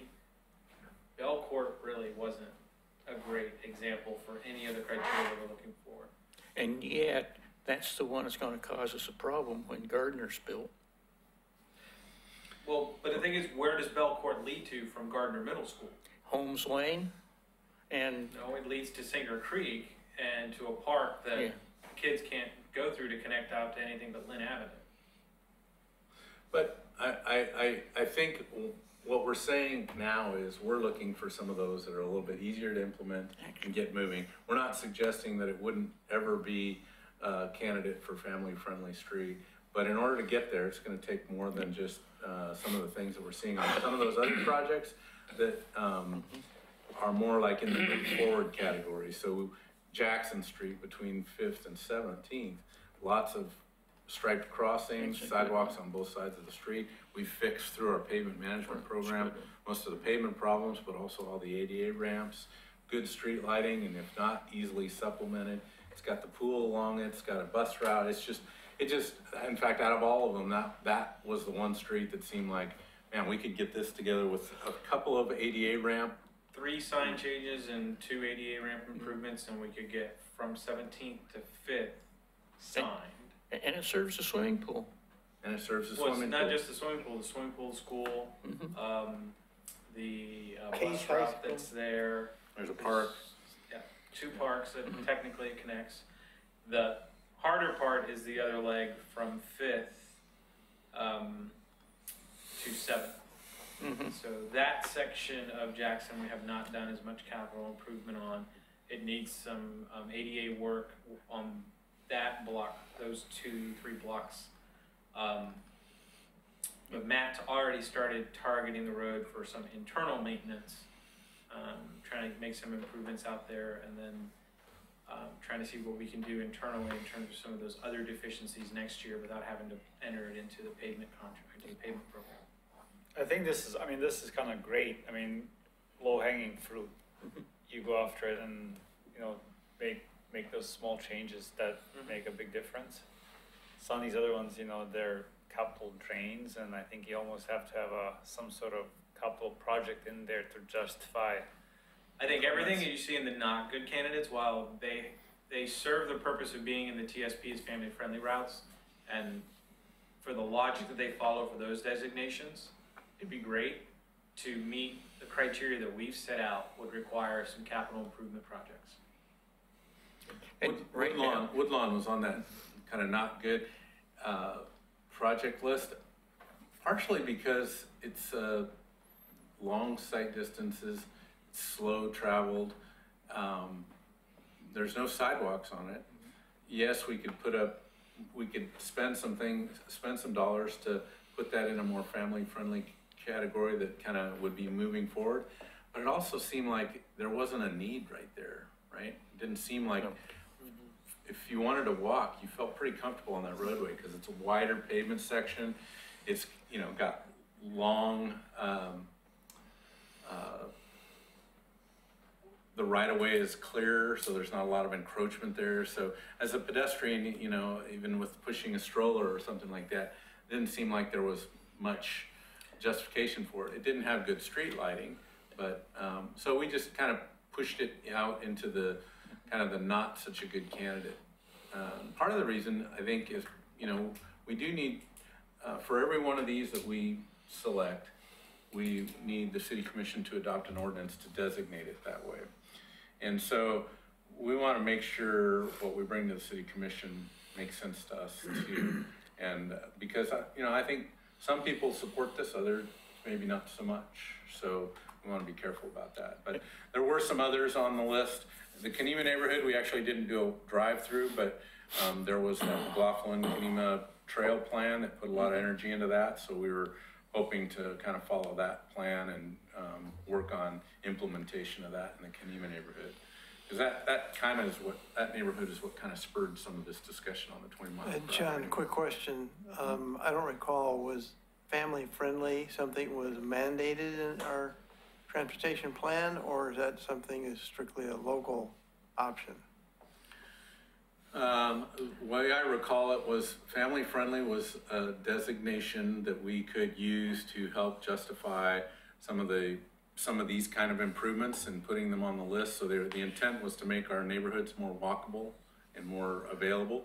And so the family-friendly, just like the likely to be funded and unlikely to be funded, were kind of terms that the state and the industry was using. They're not, quote, mandated. Okay. Does that make sense? And most of the family-friendly routes that are in the TSP, they follow very closely with the Parks Trail Master Plan for just interconnectivity. So I think at least I believe, a lot of the family-friendly routes were adopted based on information that was derived from that plan back from 2008. The intent is to make the neighborhoods a little more connected from key points. And yeah, Trails Master Plans were one of the indicators for that. I like these that you're going to move forward simply because you need to show some success in order to move it into the rest of the city. Yeah. And these will do it. So again, I don't have much more to present. So commission in August in their work session, we'd like to take, you know, shortly thereafter, ordinance for at least these 3 locations. I don't know if we're going to do that one at a time or all in one ordinance, but You have to make those improvements before, or you have to get designation first before you can make those improvements? I don't know that one needs to happen before the other, but I think an ordinance that designates it, especially so Front Avenue, for instance, again, it's pretty close. It's not like Jackson Street, though. There's still quite a few improvements that need to happen there. So we talked about things like finding places where you could not only put a crosswalk, but maybe do a curb extension. And then most of that neighborhood has mailboxes that are right in the middle of a 4-foot sidewalk. how that got approved, I'm not quite sure. But trying to figure out, working with the neighborhood to group those mailboxes in a way, maybe in some of those curb extensions where they could have a nice wide spot for maybe a group mailbox instead of individual mailboxes every 100 feet that are right in the middle of your ADA accessible pathway. I know how it happened. What's that? I know how it happened. How'd it happen? People just put them in. Well, yeah, I In mean, the sidewalk. obviously somebody put them in, but I mean, there's no code. but we wouldn't allow that today. I could probably, So we don't have other neighborhoods like that or other streets like that. There's a couple of them in the old Park Place neighborhood. And I think it was back before ADA was really kind of thought much about it, but. Well, that's why I put mine in the sidewalk. There was no place else to put it. I could probably. You don't have sidewalk in front of your street. Yes, I do. You do? In front of my house. It was required when we built the house to put the sidewalk in. Oh, and you put your mailbox right in the middle of the sidewalk? Nobody asked me otherwise. Well, Is there I don't know how we is missed there a that. code? Did you get a right-of-way permit for installing your mailbox in the sidewalk? Okay, expect a call from code enforcement. And it's been run over 3 times. Yeah, I don't know Next about that one, time, Bob. next time it gets run over, call us for a permit, we'll tell you what we're doing. I could probably help you a little bit on Front Street. That was one of my projects. You're the one to blame. Well, yeah, because, let me put it this way. You had 50 foot of right of way and you were putting in a 2-lane street and sidewalks. And so, and the mailboxes couldn't go out past the curb. The front of the mailboxes can't go out past the front of the curb. You had 50 feet of right-of-way, why'd you only sidewalk one side? Well, because it was supposed to go on 2 sides. Yeah, but you only sidewalked one side. Well, again, it was restrictions. Well, so my point is, I don't want to go into the details of the history of that street, but we have some ADA issues that don't make it very family friendly. So, but they're not like, say, Pease Road, which is got a variety of things going on with it. In order to fix that, it's a pretty big capital project to get that right. And so Front Avenue seemed like still in that category of low-hanging fruit. So we'd like to suggest that we move forward with that. Yeah, we're going to have to put it in a small capital plan to make some of those things, like what we would suggest is more of the curb extension where you maybe lose some on-street parking, but it's on a street that doesn't really utilize much on-street parking. And, get maybe help with some of those tools can also be used with some of these, not speed cushions, but traffic, they're in our new plan, right? Our Calming, new traffic calming? traffic calming devices, right? That are pretty useful. So, put that together with a crosswalk maybe, striped crosswalk, and just take on that kind of thing. But for the most part, still got plenty of sidewalk. If we can just get the mailboxes out of there, we can still live with the sidewalk that's there. The one side of sidewalk. The one side of sidewalk. Thank you very much, Henry. We were wondering when we went through there. Are you looking for a motion from this group to move it forward to council? Oh, that'd Commission? be great, John. So I'll move we go forward with the 3 recommended roadways. I'll second that. Any discussion? All in favor, say aye. Aye. Opposed? None? Great, thank you. What else we have? There's not much in terms of information or slideshows on this. I just, an acknowledgement that we talked a fair amount about this Central Point speed zone. And the idea of asking the state to do a speed study along Central Point. If you remember, the concern there was that we think that the neighborhood and the community generally would like to see 35 mile an hour speed zone along Central Point. Most of it is 35 mile an hour with the exception of the piece between the city limits and maybe Partlow Road, I can't quite remember, but we looked at speed data across the entire boulevard all the way from the city limits to Warner Parrott. And the interesting thing was the traffic was generally driving less than the posted 40 mile per hour speed limit sign in the area that's posted slower, and then they tend to speed up as they get into the city limits. I think that's because they're folks who live in the city and just, or speeding to work, but we see a lot more speeding in the section that's posted 35, right? So we were a little concerned about asking the state to do the speed study for the whole boulevard, because they might raise the speed limit. And so instead, we're gonna ask the state to look at just the piece that's posted 45, focus on that, and see if we can't get that reduced. So I would say we dropped the ball a little bit there, but we'll pick it back up again. Could you have that kind of summarized and put on Next Door McLaughlin, or Next Door anyway? I seen a post on there about 2 weeks ago asking about this particular item. Okay. Yep, we can do that.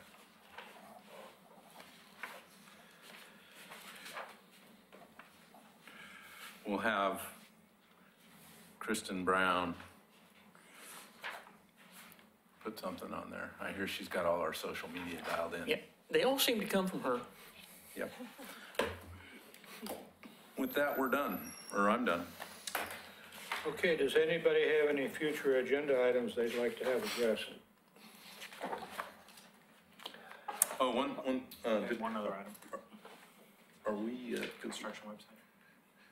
yeah, and I was just, do we need to give them a heads up on closure of South End at Second this weekend? It's not this week. Oh, it's not, when is it? July 7th.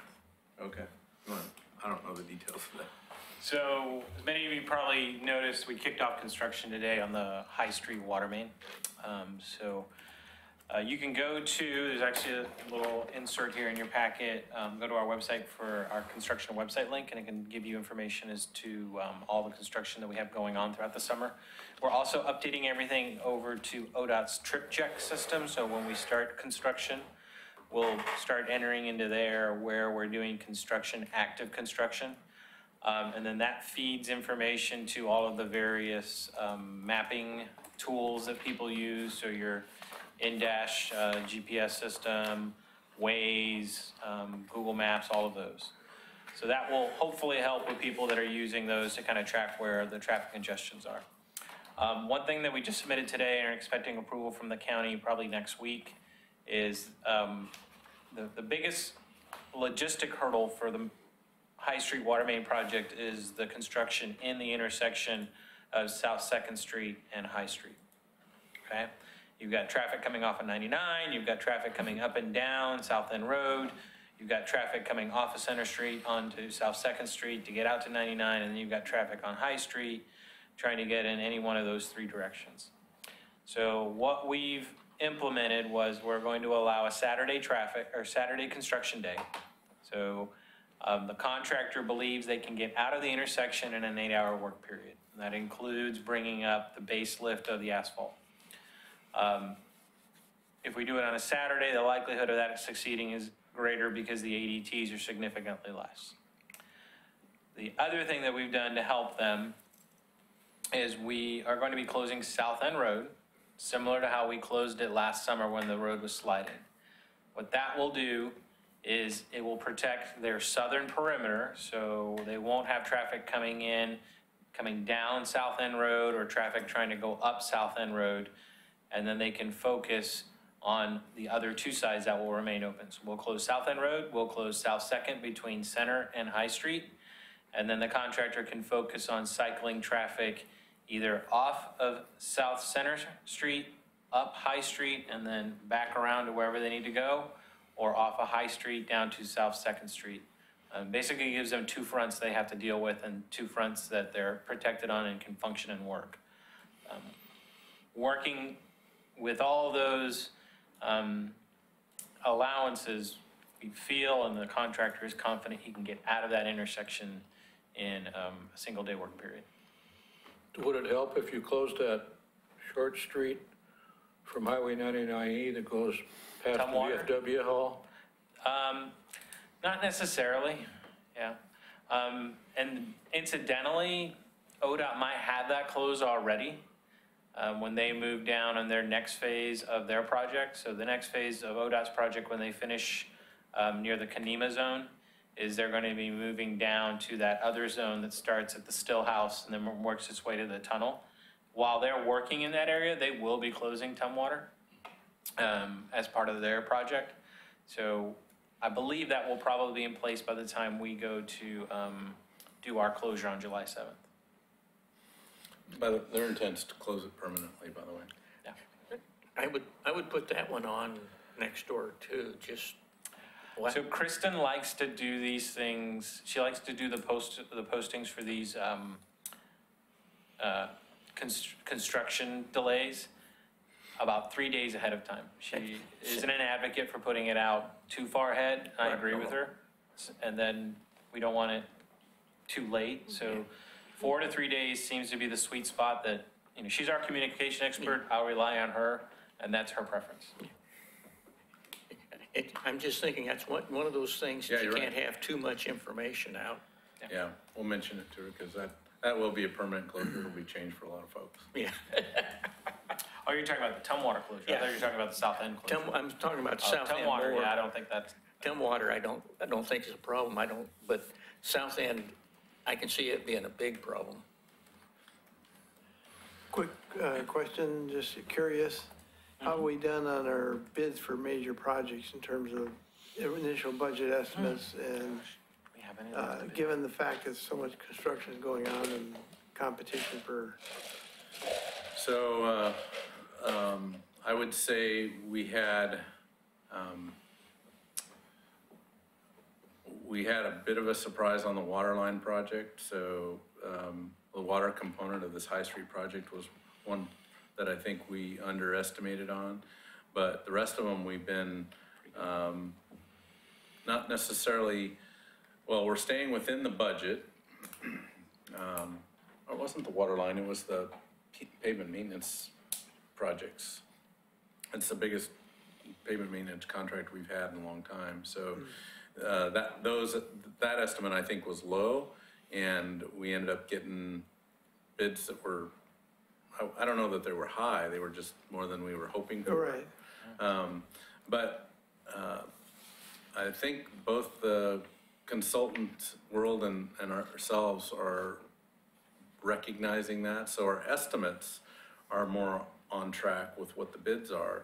But the budget amounts are still getting tighter and tighter. So we're still staying within budget on our overall capital budget, but we're seeing that we're not going to be able to complete as much work as we had hoped. So- I heard Clackamas County canceled theirs pavement contract. Well, I don't think Clackamas That's what I County's was told the other day. really, so. They're not gonna go, it was too expensive and they're not gonna do their payment. I haven't heard that. I know they've got signage out on Maple Lane. I don't know if anybody's Yeah, they're driven out working there. it. They're working on a maple. That one's almost done. So there is some paving going on. I don't know which one they canceled, but I didn't think the county was gonna do a lot of pavement maintenance. So I don't think they're doing any chip seal this year. So I don't know. We're not the only ones that are seeing, you know, the region's seeing a need to scale back what their intentions were, just because while the economy may be really great, my wallet's not any better than it used to be. And from a agency perspective, the revenues are where they were projected to be. That's not changed. And yet the cost of building things has gone high. I can give you two quick anecdotal stories. So Lisa does all of the contracts, and so we opened up bids for the High Street project. Once the bids are open and the intent to award is issued, the contractor is supposed to be trying to lock down all his unit prices and everything, but he can ask for an escalation right up until the point where he gets his notice to proceed. So that's usually about a 2-week period between, we're gonna give you the contract, we're gonna get it onto city commission, then we're gonna schedule our pre-construction meeting. We typically give them the notice to proceed. High Street, basically, just before the meeting started, gave us, here's an escalation on materials costs because everything's going skyrockets. And then today, I had to order some sheeting, some metal sheeting for trenching. When we have to leave a trench open in the road, we have to put over 1-inch steel sheeting over that.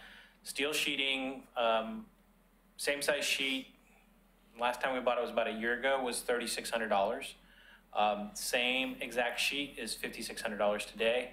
And 2 of the contractors that I normally go to won't even give me a bid because the market's so volatile, they can't get a firm cost commitment from their suppliers.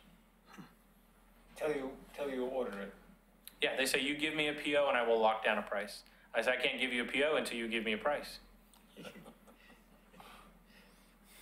So yeah, it's getting more expensive out there. And A little dicey. I'm glad to hear, you know, that, and asphalt's going back up. Oh, everything is. yeah. Well, with I'm that, glad to hear somebody's doing really good in this economy, but I hope everybody has a nice summer.